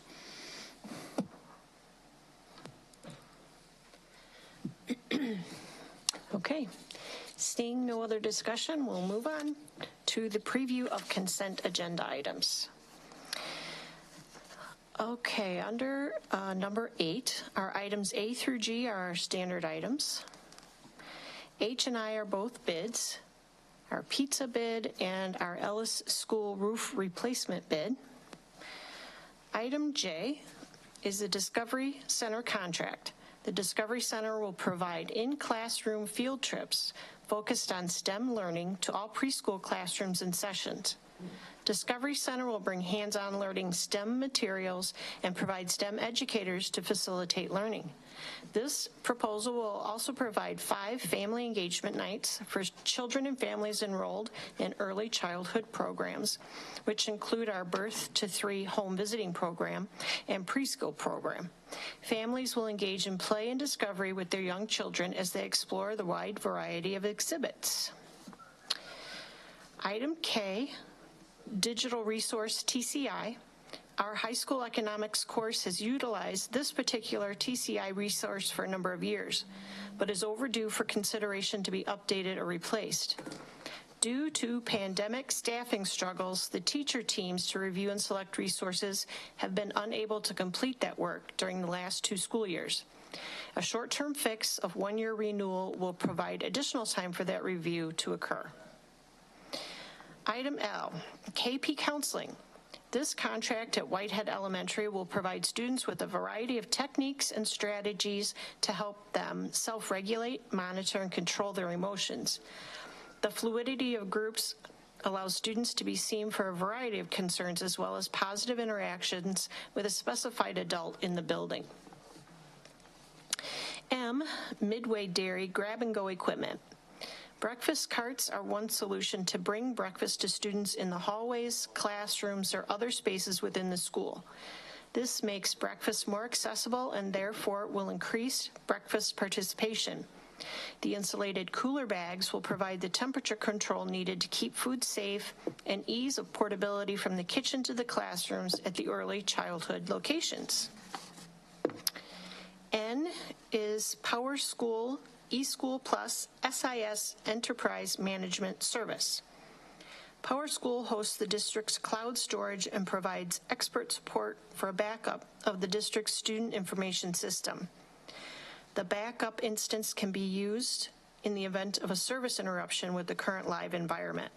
The EMS service provides business continuity by enabling the district to perform critical processes, including but not limited to student attendance, grade entry, and discipline through the secondary system. O, Regional Office of Education. This purchase will enhance building-wide staff collaboration at Flynn Middle School, surrounding effective teams looking at student data and performance to raise growth and achievement scores. P is RSP Associates, Northwest Quadrant Schools Boundary Analysis. The school district is establishing an international baccalaureate program at one of our Northeast Quadrant schools during the 2023-2024 school year. RSP Associates will evaluate current Northwest Quadrant school boundaries and will provide recommended changes. Upon approval of any boundary adjustments, RSP Associates will update the school zone locator to reflect changes. Item Q, Sunbelt Vocal Vision Speech Pathologist. The district has a legal obligation to seek out and identify students who may be eligible for special education and related services through an evaluation process, and then to provide services for eligible students in accordance with their needs pursuant to federal law, as well as under Section 504, and under state rules and regulations. This contract provides one speech language pathologist who will provide teletherapy services. R through W are all bids, which are scheduled to return to the board for action on October 25th. X is the Cintas uniform rental. This contract provides weekly uniforms for each RBMA member and includes an ancillary cost for floor mats. In addition to the items above, 3 bids were recently added. Asbestos abatement at West Middle School, asbestos abatement at Washington, Flynn, and East, and asbestos abatement at Lathrop, Spring Creek, Bloom, and Guilford. Are there any questions about these consent items? Ms. McCulloch. Mr. Rowland's hand was up during our discussion on the policy, and nobody noticed it. So I'd like to ask you to give him the opportunity to make his comments. Of course. This is obviously not ideal, but hopefully next week this will all be over. I was just going to, I don't know that because I don't know if we have a definition of social promotion, but I just want to remind everybody that one of the reasons why I think some of us kind of have our eyebrows raised about this is some of the stuff that we saw, particularly last year, in the discipline packets. And specifically, we had packets involving high school freshmen who, when we looked back, had flunked all of their 8th grade courses, all of them. They had earned 0 credits in 8th grade and were high school freshmen.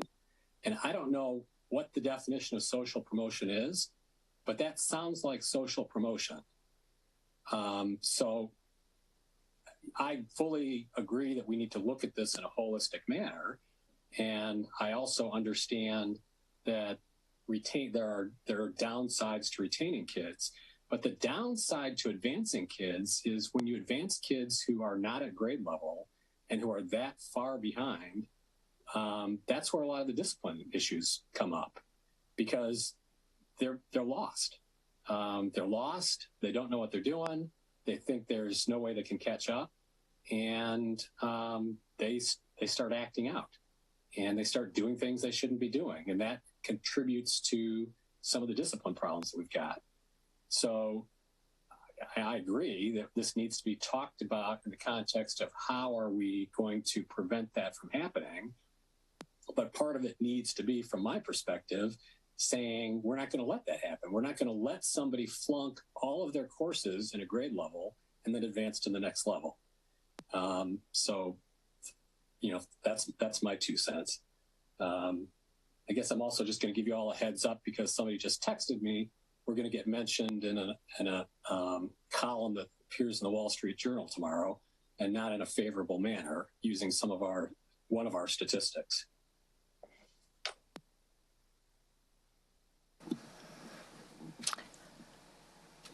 Does anyone else have any questions or comments about anything in the report? I don't see any lights. That's the end of our report. Thank you. I'm going to go ahead and take the Planning and Development Committee portion of this meeting, and to start with, I'm going to turn the meeting over to our Chief Financial Officer, Greg Brown. He's going to review the fiscal year 24 assumptions and the multi-year projections. The floor is yours. Okay.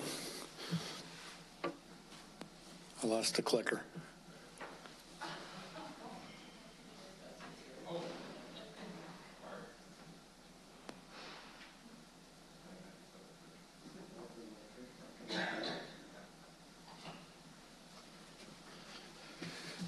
Okay, so in your packet you have a sheet with a lot of numbers and words on it, and basically what I'm going to do is walk you through the PowerPoint, which will summarize this. So this is more detailed than you probably want, but you can use it as a reference item later. So we're just gonna jump right in here. So we're looking at the budget assumptions already for FY24, and you're probably thinking, boy, we just approved the budget for FY23 last month. You're right. This is a 12-month process for us to do this work. So we're going to hit three big categories right here. We're going to talk about evidence-based funding. We're going to talk about the tax levy, and then we're going to talk about corporate personal property replacement tax. Those are three big sources of revenue for the district, and those are really kind of the big buckets of money that we're going to focus on tonight. So evidence-based funding is the change in the way that the state actually funds money to public schools. This used to be called the old, GSA funding. They went to a funding source to try and more equitably allocate money to students that didn't have a lot of local resources. And so you can see that the first year that we got the evidence-based funding, we got about $135 million. And then over a period of years, it has crept up to, in this current fiscal year, we're going to receive $177 million. And then we're projecting next year that there's a good possibility that we'll probably see about a 4% increase in that. The evidence-based funding is made up of two different categories of money. It's made up of what they call the base funding minimum, which is that yellow bar, and then the tier funding that comes on top of it is additional allocations if the state actually makes it.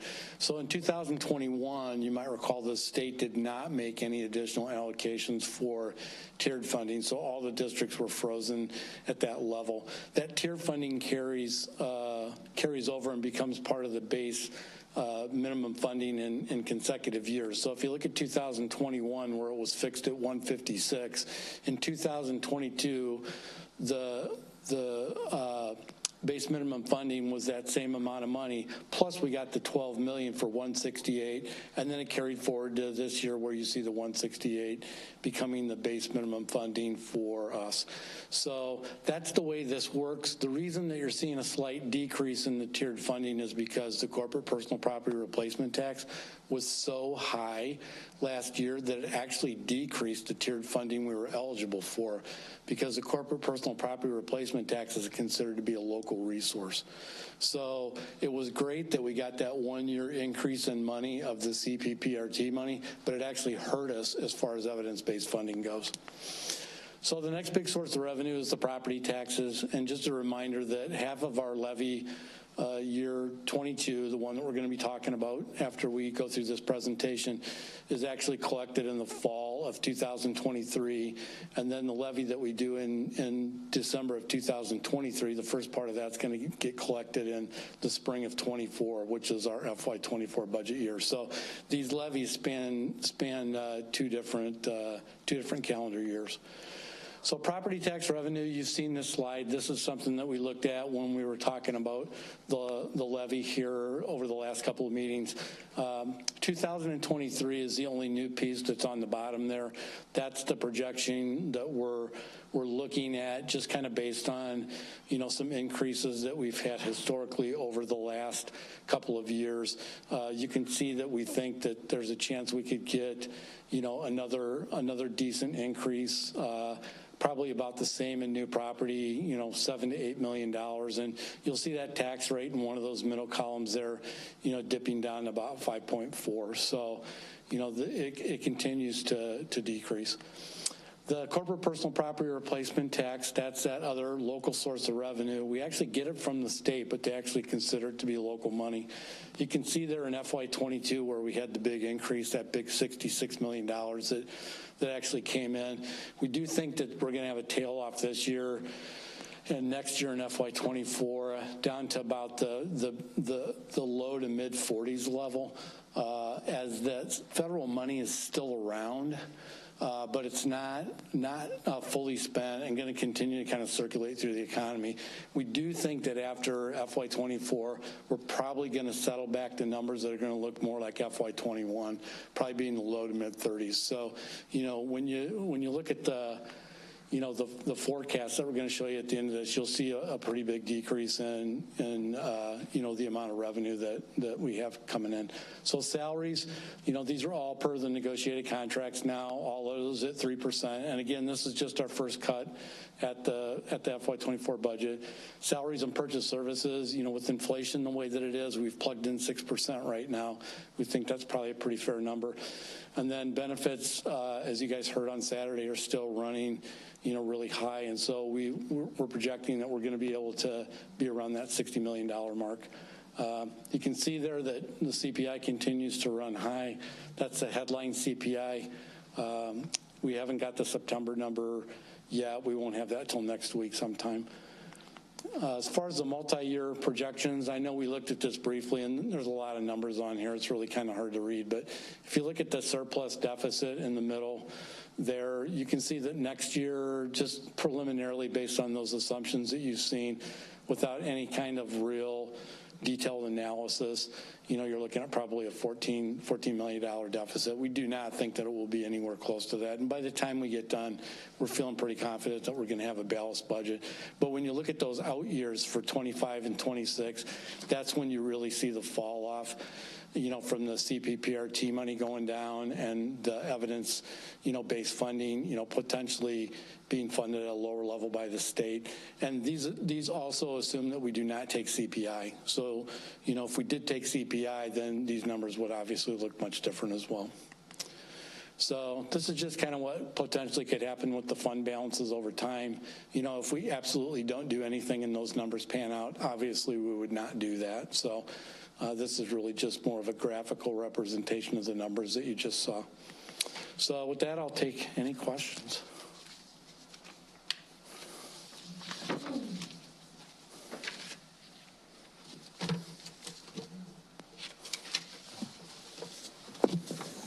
David. This isn't a question specific to this report, just kind of in general. If it comes to a point where we are looking at, taking an increase in the tax levy, we don't have to take like all of CPI, do we? If it's 5%, we can say we're going to take 2%? Sure, absolutely you can. And some of the other school districts in our region are absolutely looking at that this year. Even though, we would be eligible to capture a 5% increase this year, some of the other districts are not going to take the entire 5%.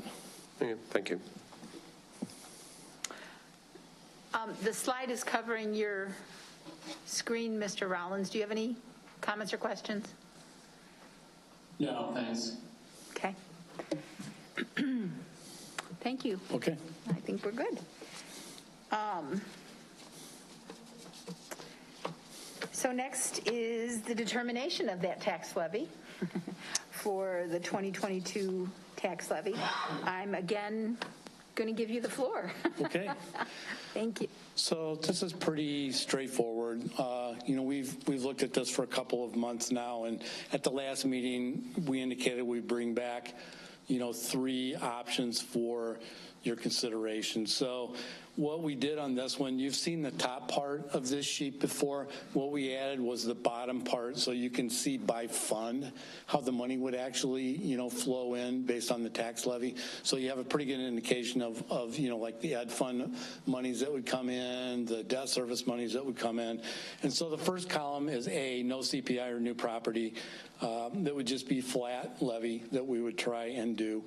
Option B would be to just include taking the money on the new property.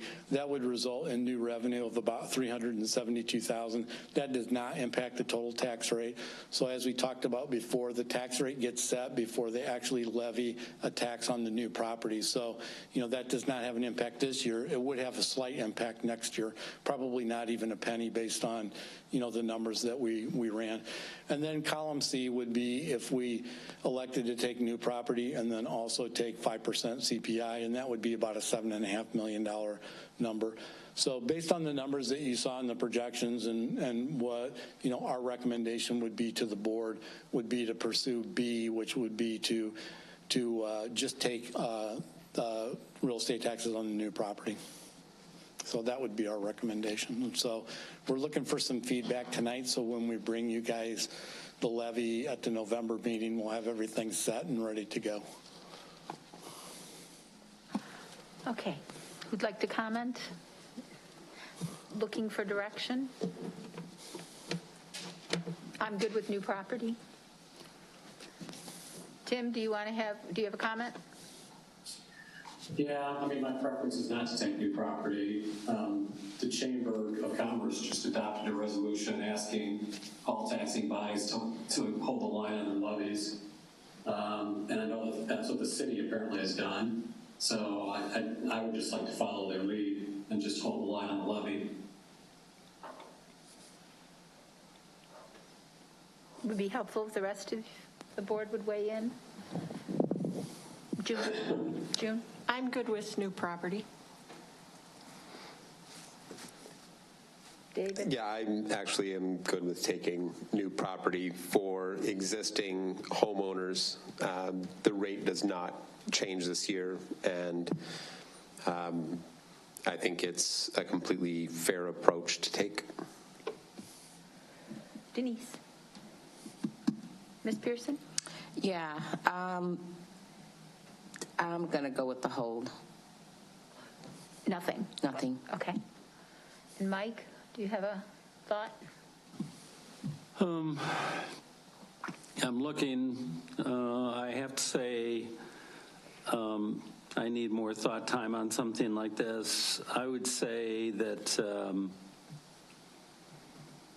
we've certainly held the line on this, so that is something that I'm looking strongly at, but I'd like to spend more time myself. Okay. So preliminarily, the A, but I'll look at B. And last year we took new property, correct? We did not. 2 years ago we did. 2 years ago? Correct. Right. So last year not, 2 years ago, and then the year before that, 3 years ago, what did we do? We did not take anything. So it's back. We held it flat. Mr. Rollins, do you have any other persuasive argument other than the city's not doing it? Well, it's not just that the city's not doing it. So the mayor's been asking taxing bodies to hold the line on the levies. The Chamber of Commerce is asking taxing bodies to hold the line on the levies. And if we do something different than that, then we just give every other taxing body cover to do at least what we did. Now, the new property isn't a lot of money, I understand that, but as Dr. Brown did acknowledge, it won't have an effect on the tax rate this year. It'll have a very small effect on the tax rate, though, the following year. Well, it sounds... I just think for the amount of money that's involved, it's not worth the optics of us doing something other than holding the line on the levy. Okay. This actually comes for a vote at the next meeting? It does, and so what? Next week? Yeah, no, it won't come till November.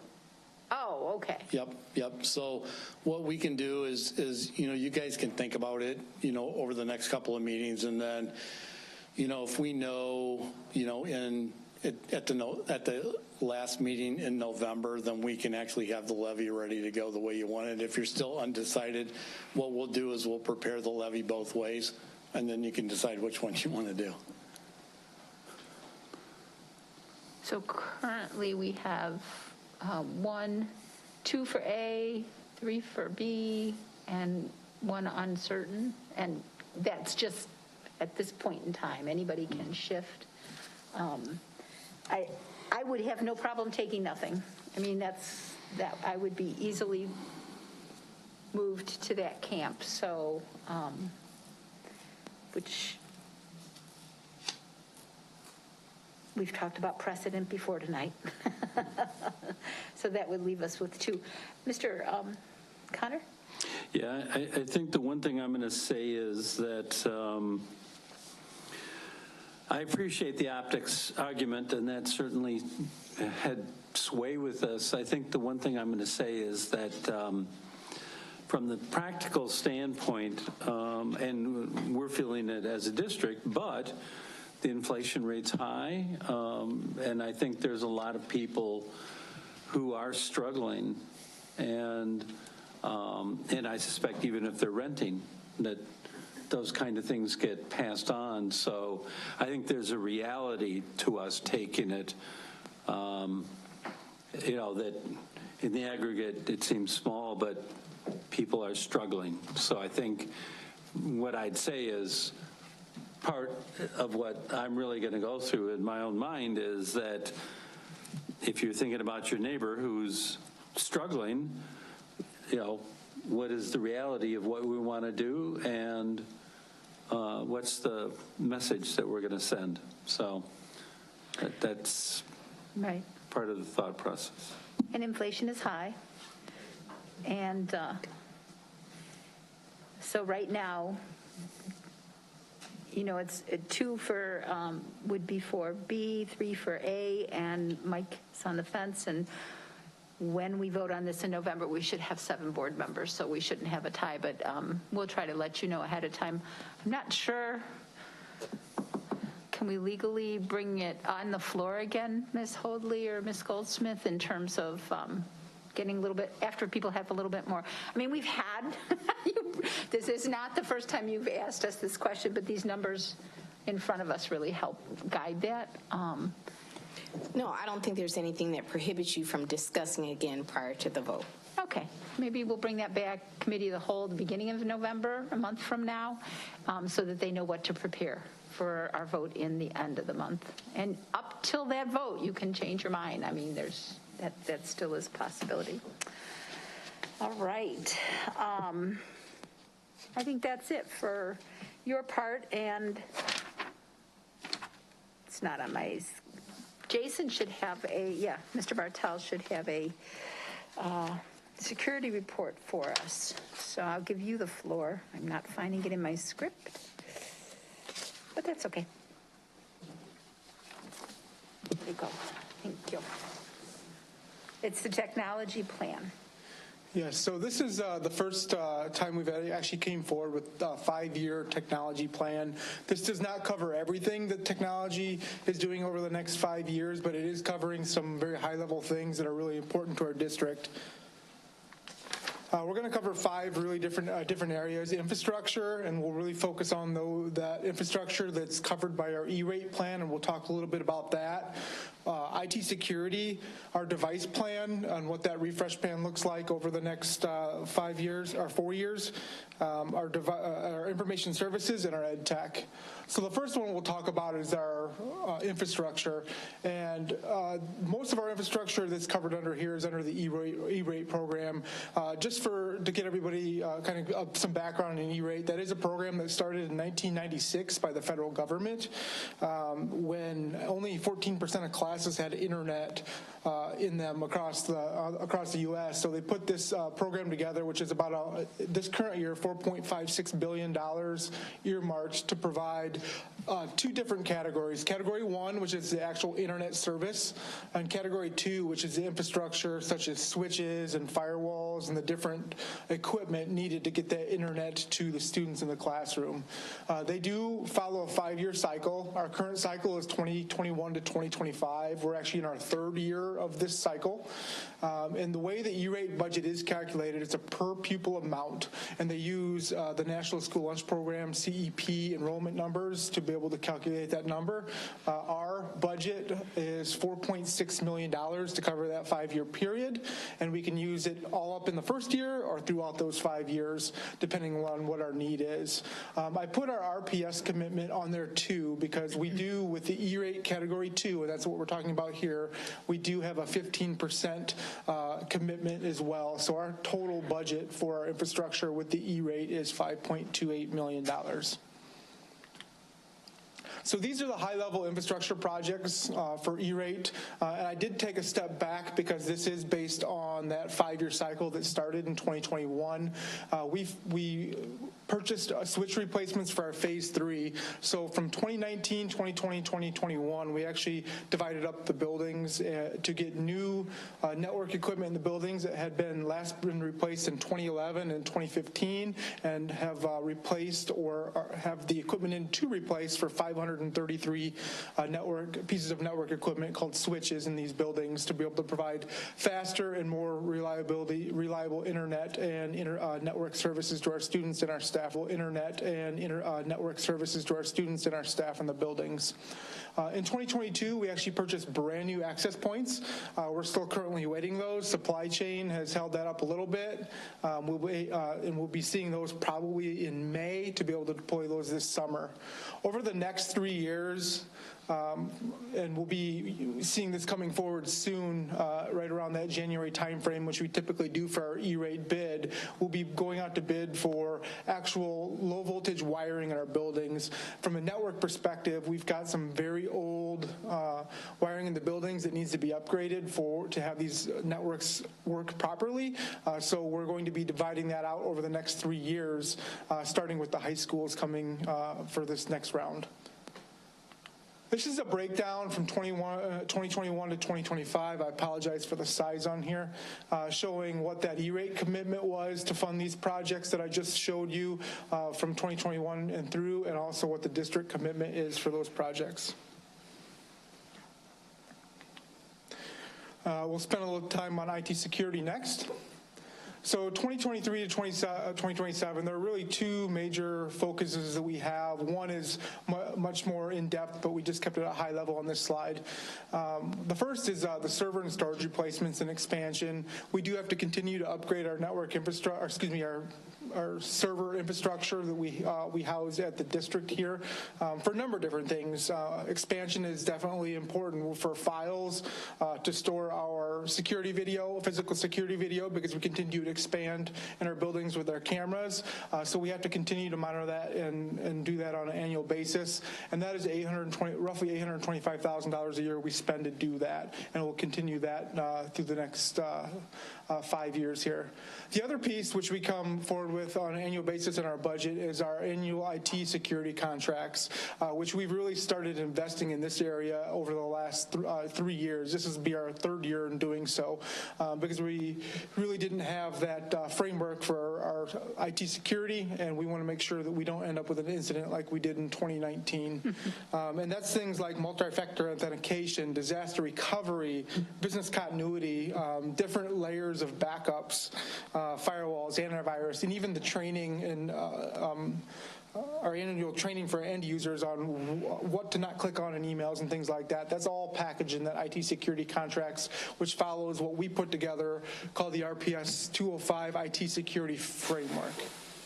And then there's one piece on here, and I won't go too far into depth on this, but in 2024, 2025, the National Institute for Science and Technology, that's who we follow for our guidelines for security going forward. They're going to be rolling out a new encryption standard that we are going to have to plan for because there's going to be equipment upgrades and software upgrades. We don't know what that cost is yet. We are in kind of the investigative and research phase. The actual guidelines will come out in late 2024, and the implementation phase will be 2024 to 2030. So that'll be a huge lift, not just for RPS, but that'll be for anybody, the Googles and everybody that use anything online. And all those pieces, again, just kind of wrap this back around to why we're doing this stuff. It's supporting our standard of service 1 and focusing on the uptime, not just of internet, but all of our systems and our software to make sure that's highly available for our students and staff. The next piece I want to touch on a little bit is student devices. You heard a little bit about our plan on Saturday as far as how we're doing this, but and making from a device accountability perspective, this here will cover a little bit about how many devices do we have and how are we playing around this and what does it actually cost the district. So our K-1 students, and this does include a 10% maintenance inventory in these numbers as well, so I want to be clear on that. It's 7,000 iPads, and then we have 22,000 Chromebooks. And this is on a 4-year refresh cycle is how we focus on this. So we replace a quarter of the fleet on an annual basis. This is what that looks like broken out over 4 years. As you can see, it's a little over $3.1 million a year for the Chromebooks and $612,000 for the iPads. So roughly $3.76 million a year. So our 4-year, kind of our total, what it looks like to have a one-to-one device initiative at the district is $15.07 million. And again, that is supporting our one-to-one initiative for the district, still wrapped around Service 1. In information services, a number of different things that we work on as well. But one of the big things I want to point out is really continuing to maintain and support our business and educational systems. We have several systems such as our student information system, our business system for our financials, and over 60 student applications as well that we have to maintain on an annual basis. And over that 5-year period, that entails about $5.4 million. Included in that is annual assessments on whether or not that we have the appropriate technology. As an example, we went forward last year and we're continuing a project to replace our Chronos timekeeping software because there were more efficiencies in the new versions. So we can continue to do that on an annual basis with this as well. And a big focus on our data accuracy, our systems integration, and report development. We touched a little bit on this on Saturday on kind of what we do there, but that's really focused on any of the supporting systems as well as the third-party development that we use for our system-wide framework dashboards, some of those reports and those drill downs that are provided to the principals now. That's all encompassed in that work as well. And then a big focus, which you approved last fiscal year and that we're working on, actually it was earlier this fiscal year, is our online registration enrollment that we're wrapping up here this year. And the goal of this, again, is just supporting that data integration necessary. The last piece I want to touch on is ed tech, and there's a number of different things we're doing, but these are 2 high-level ones and the one we're focused on really as we move forward this school year. The first is we come forward every year with foundational digital tools, which are listed up there, that we manage that contract with those contracts with our educational technology. Not only the purchasing of those particular applications, but also the training that is around that and developing and administering that to our teachers as well as our teacher technology service specialists in our buildings. Over this coming year, so in May of 22, this past year, the Illinois State Board of Education released a computer literacy knowledge and skills development continuum. Essentially what that is a basically an outline and a guideline for districts to follow to ensure that students receive developmentally appropriate opportunities to gain computer literacy skills anywhere from kindergarten all the way up through 12th grade. And that's from a basic computer use to keyboarding to IT security even at a particular level. And that's all the framework that's being put together. So this year, the ed tech team is really focused on that awareness of those digital literacy skills and working with the teacher technology service specialists to transition that from awareness this year into an actual application for next year. And that is really focusing that professional learning to build up our TTSSs to help facilitate that learning to our teachers in the classroom. And I will open it up for any questions.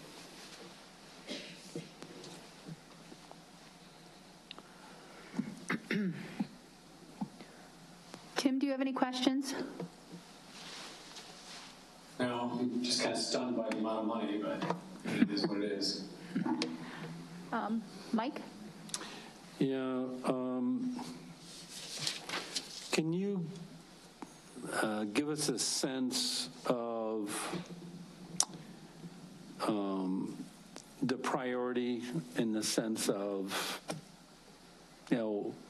if you had to, you could deal without these line items, not those, that kind of a thing, or if there are things that take continuity, some of the cabling, for example, if you don't pay for the support the next year, it doesn't make sense. I mean, because because I think, and you don't have to do it tonight, but I think Mr. Rollins is saying something that I'm sure a lot of people, I mean, we're talking about the levy. I mean, this is, we're going to be talking about funding for a lot of things, so I think it's really fair. And one of the pieces of the guideline I'd have is I would certainly want the education side to weigh in with this and say, you know, we can live without number 2, but not number 4 or whatever. I mean, I think that's going to be very helpful. And I certainly think it would make sense, especially on this kind of thing. And we've talked a lot about how ed tech fits with lesson plans and what teachers are doing. So I would say that this is one where administration is probably going to have to sit down with the principals and walk through some of these in a very real way to say, you know, here are some things we can delay, here we can't do these. I mean, I really, and the other thing I'm going to say is, and I truly don't have a perspective on this, so this would be helpful for you to come back and say, if your goal is to help with credit recovery, I'm making it up, we need, you know, 3 and 4, right? You can't cut 3 and 4 if you want credit recovery or whatever. I think those kinds of considerations, because I think one of the things with technology in particular is a lot of times it's presented as kind of a take it or leave it, and I understand why. There's a lot of systemic things that are in there. But I really think if we're looking at dollars, because we would say the same thing if it were facilities, right? We'd say, don't build that, don't upgrade that, whatever. And I think we need the same logic here to understand in context. Sure. So I won't speak on the device side, but I do want to make a comment on the IT security side.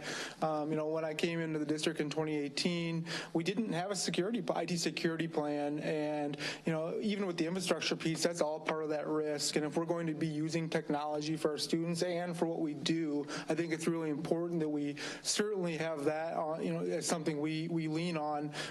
You know, we look at LA Unified just this past month. They ignored for 2 years the issues that they had because they didn't have funding for it, and they were down, and they're still down to some degree. So, you know, when we look at the availability for systems, just for operational purposes, let alone student purposes in the classroom, I think that's one piece. If I would say we can't budge on, that's probably one of those. And I didn't mean to imply that there aren't going to be things that inherently with a technical budget, you're not going to say, you know, we need to have security. I mean, student records have to be secured, student access, staff access, and all that. Yes, absolutely. I'm sorry if I implied that's not what I meant. What I'm talking about, though, is that clearly identify those things, because I think this is one of the things, and I'll just say what I've done in the past is, you know, a couple lists, and one is, you know, you had the proverbial laundry list from 1 to 100 or whatever, and the, you know, cabinet goes through, but especially by reaching out to principals and really seeing what the impact is to teachers, is to draw a line on some of these and have several options and how it lines up with the strategic goals. And I think the one piece of advice is that the board has been fairly clear on a number of the educational priorities, and that we need to make sure that that's reflected, not just in technology, but I've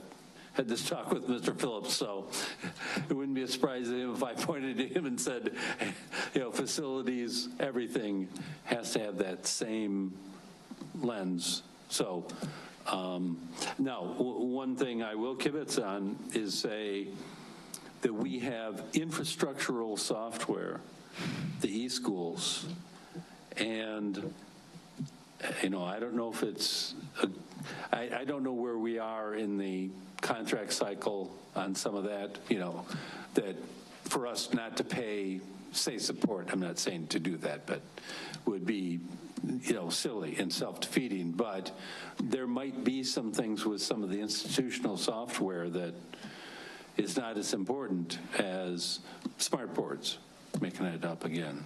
And so I really think that that's a prioritization exercise that the cabinet's going to have to walk through in conjunction with the folks out in the schools.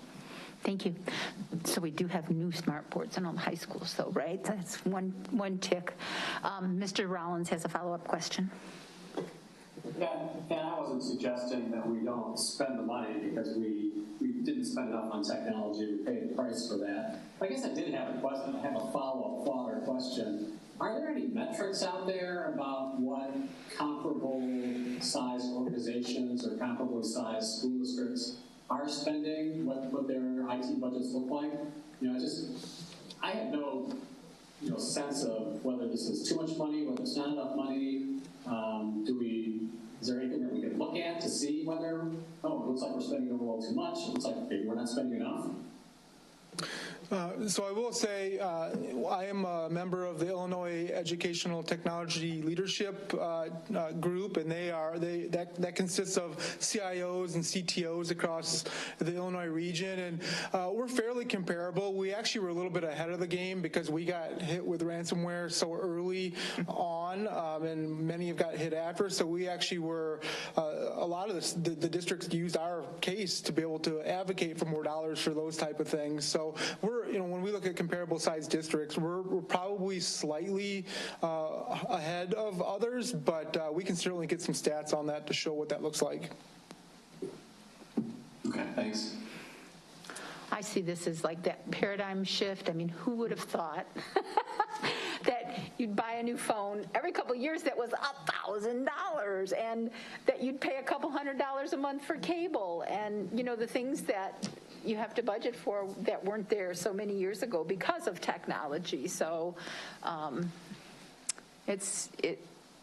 and I would support your contention that we need to look at priorities, but I do think that it kind of has risen to it's the cream, because that's what the teachers are using across the district, and that's how our kids are learning, and they're a whole lot more adept at it.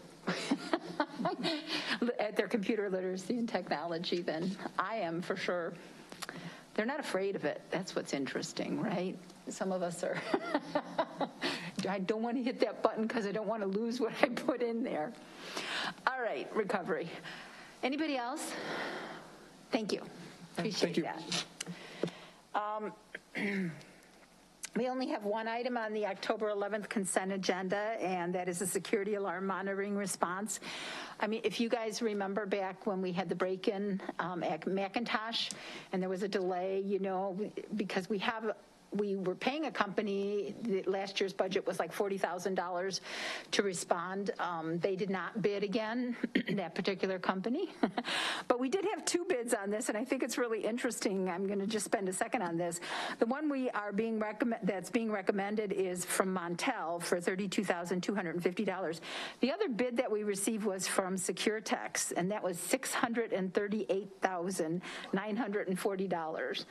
And the difference that I was told is because Montel already has staff in the area that are working for other clients and checking other places, and so they don't have to have the additional dedicated staff that SecureTex would have had for us. So that'll be coming October 11th.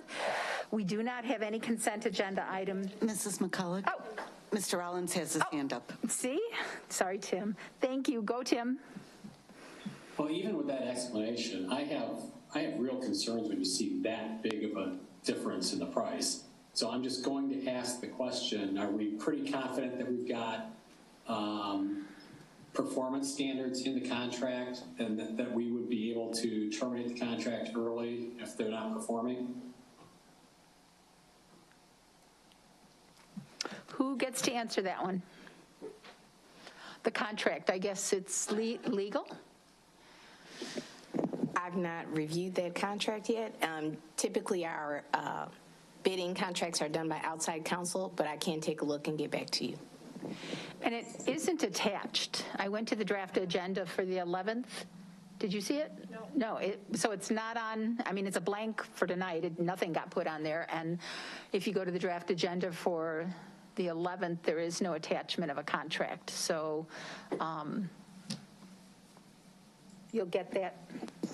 Yes. Typically, the bids, they respond to the request for proposal and indicating that they can meet the requirements that the district sets out, but the contract, the specific terms of the contract are sometimes negotiated after acceptance of the proposal. Okay. Would board members like a follow-up before next Tuesday so that they have more information? Okay, thank you. That'll be in. Could I ask, what would the nature of the follow-up be, just to be clear?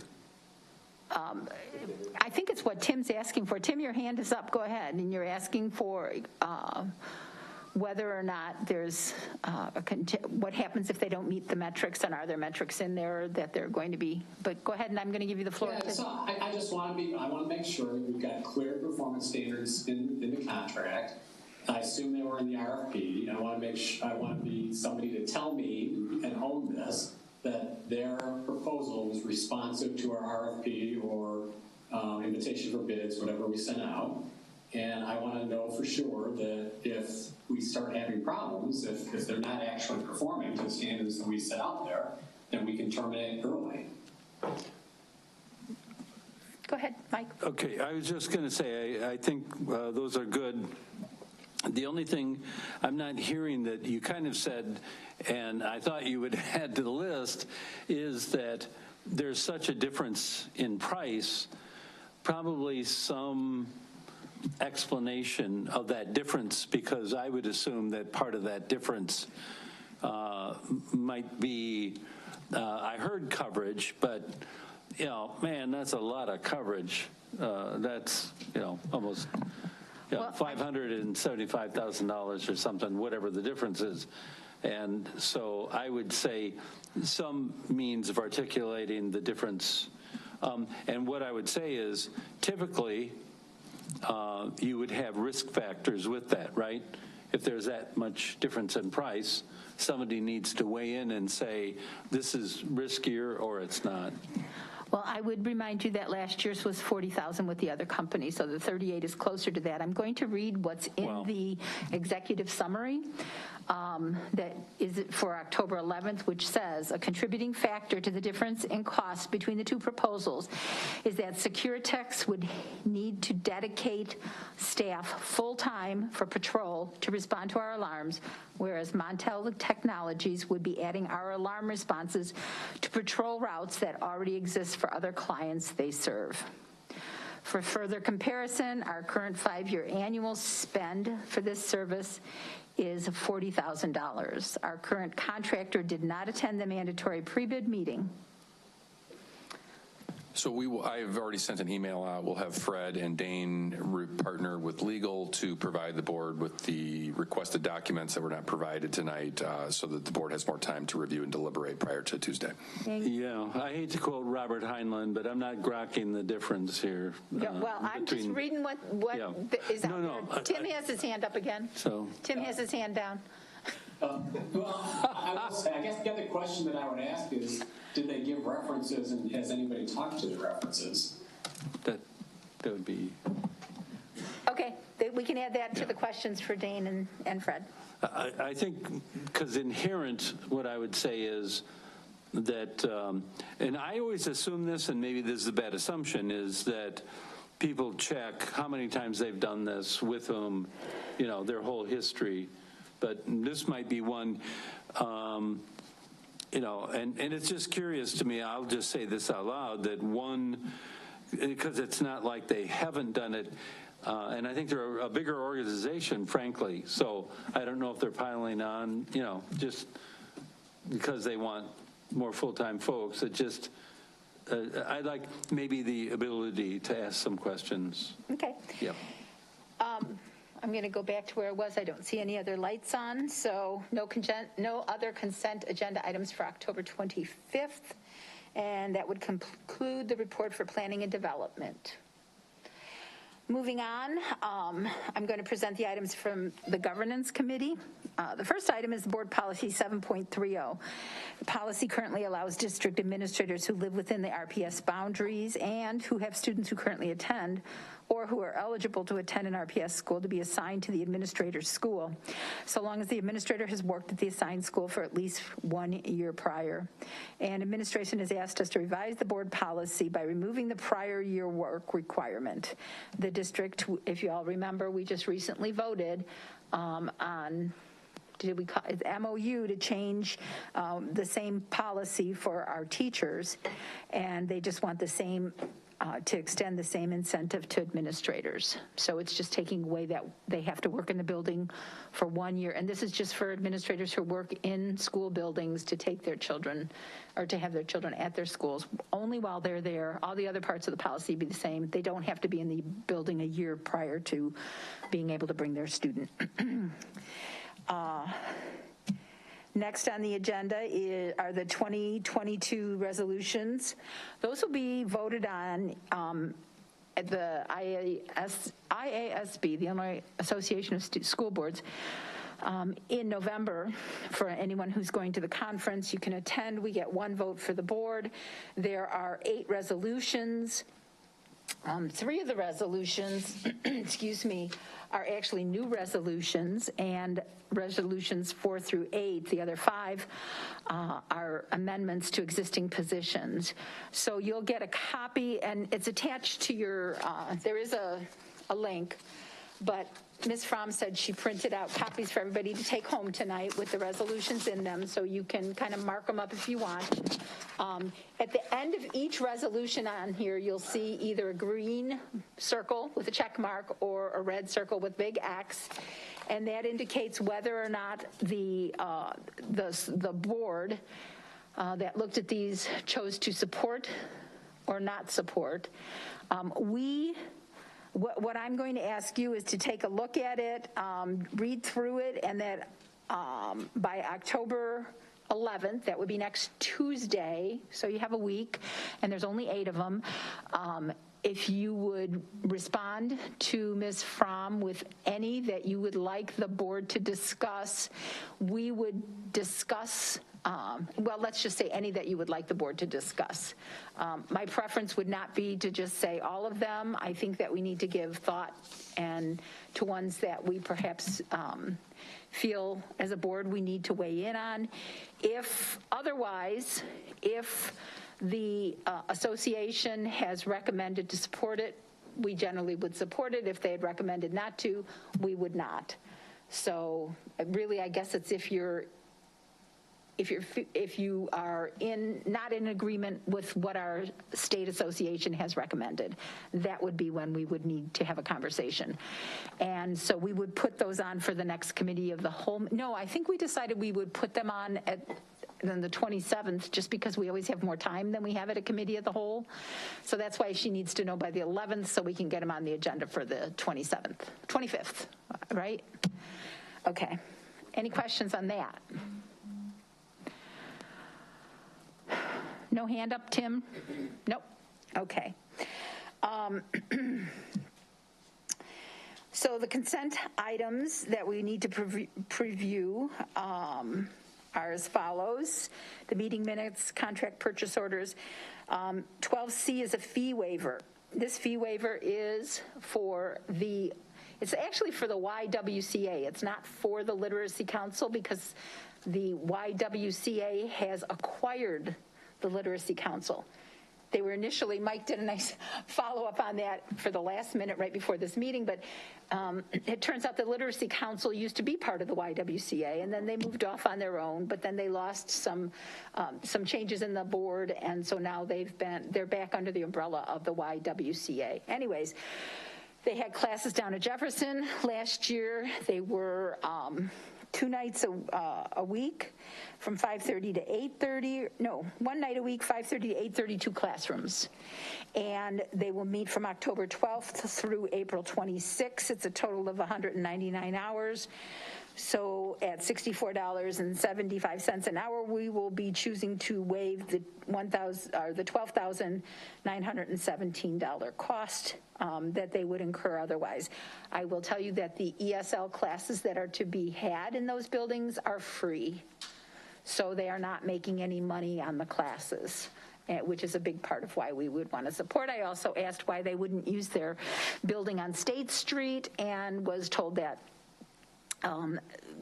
this is where the largest, a large contingent of people who wanted to take the classes are from that area. So we wanted to keep them local to their residents. Anybody have any questions on that? All right. Next are the retention and attendance incentives. There's 3 memorandums of understanding. I'll go through what's on each of them if you'd like. Would you like to know what we came to an agreement on? Okay, yes. So for 12D is the paras of the ASME unit.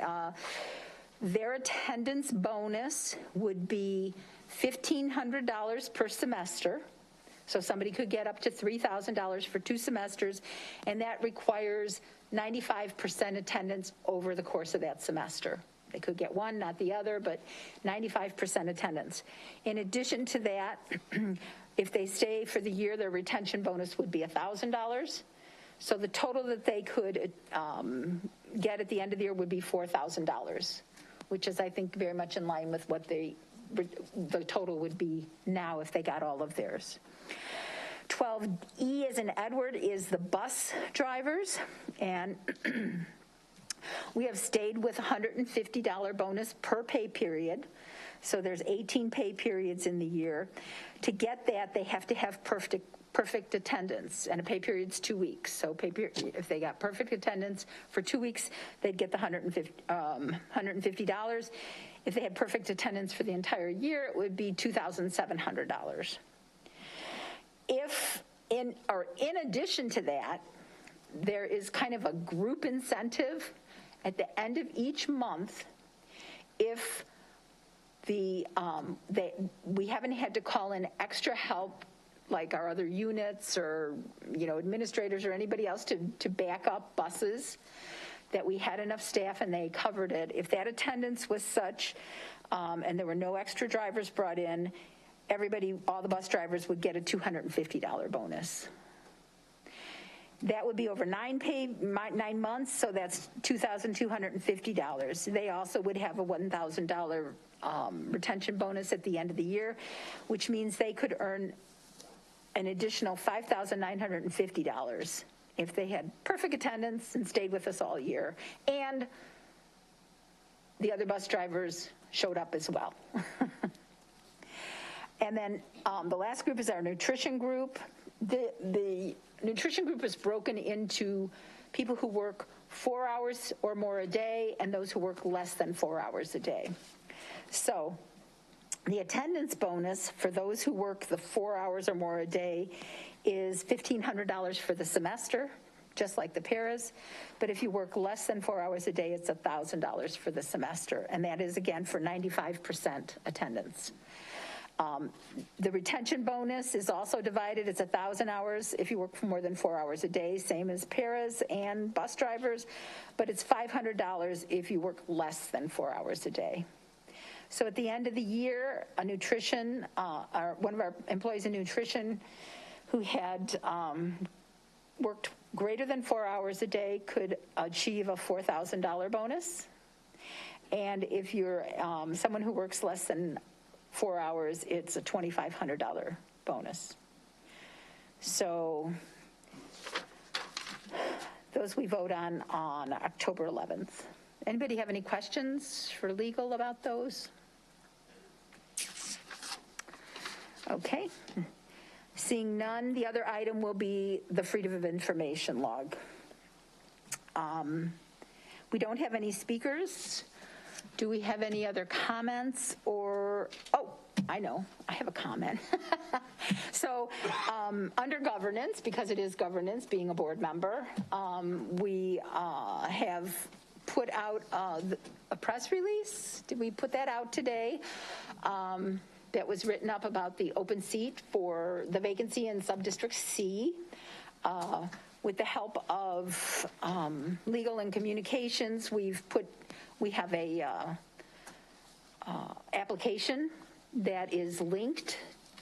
Now, we're going to go through this because earlier today I was trying to find that online.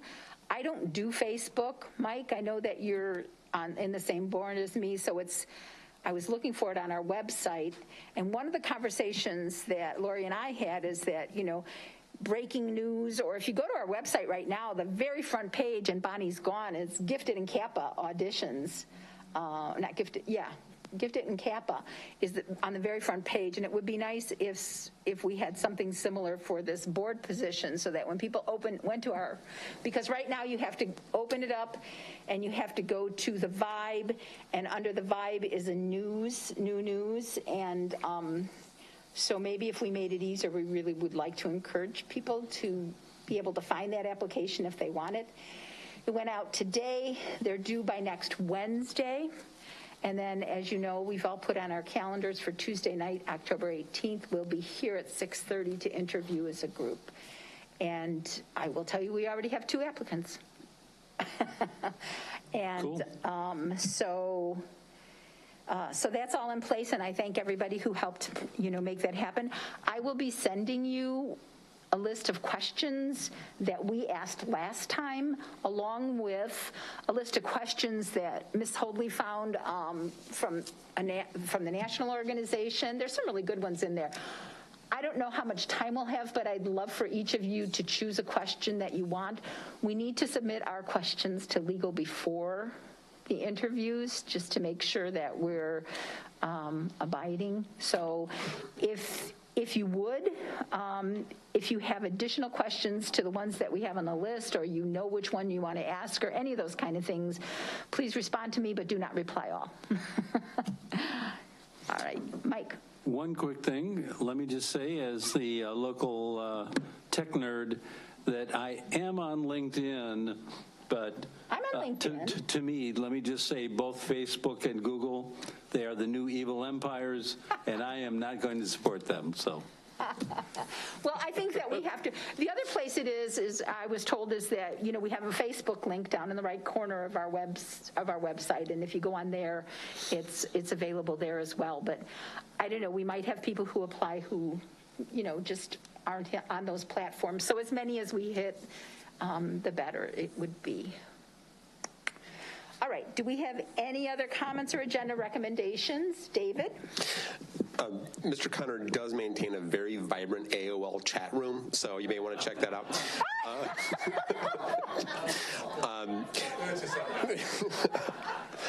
He was very sad when his MySpace page went down. So let me just point out who's the one that brought this up. So if anybody knows, he who does protest too much. Shakespeare is still okay. Yeah, I didn't bring up anything. So, in my 6.5 years on the board, we've had a number of board members leave, and we have always had an opportunity to say something as they have departed. Unfortunately, circumstances this time didn't allow for that, so I guess I will just publicly say I appreciate Ms. Muhammad's participation in the board. Thank her for her service.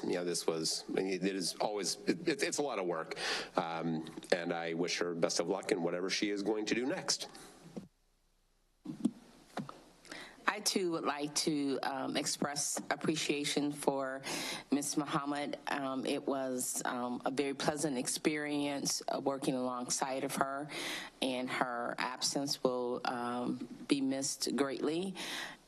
It was so unfortunate that it was short-lived, and I look forward to her continued support and attendance at school board meetings.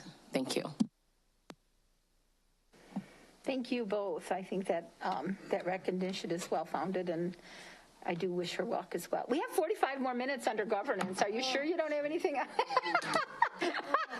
It was a joke. It was kind of the ALO joke of the night. All right, I would entertain a motion to adjourn. So moved. Second. Thank you. All in favor? Any opposed, same sign? All right, and Dr. Jarrett, we can just, Laura, do you have the follow-up questions, or Dr. Jarrett? We had two, I think, didn't we?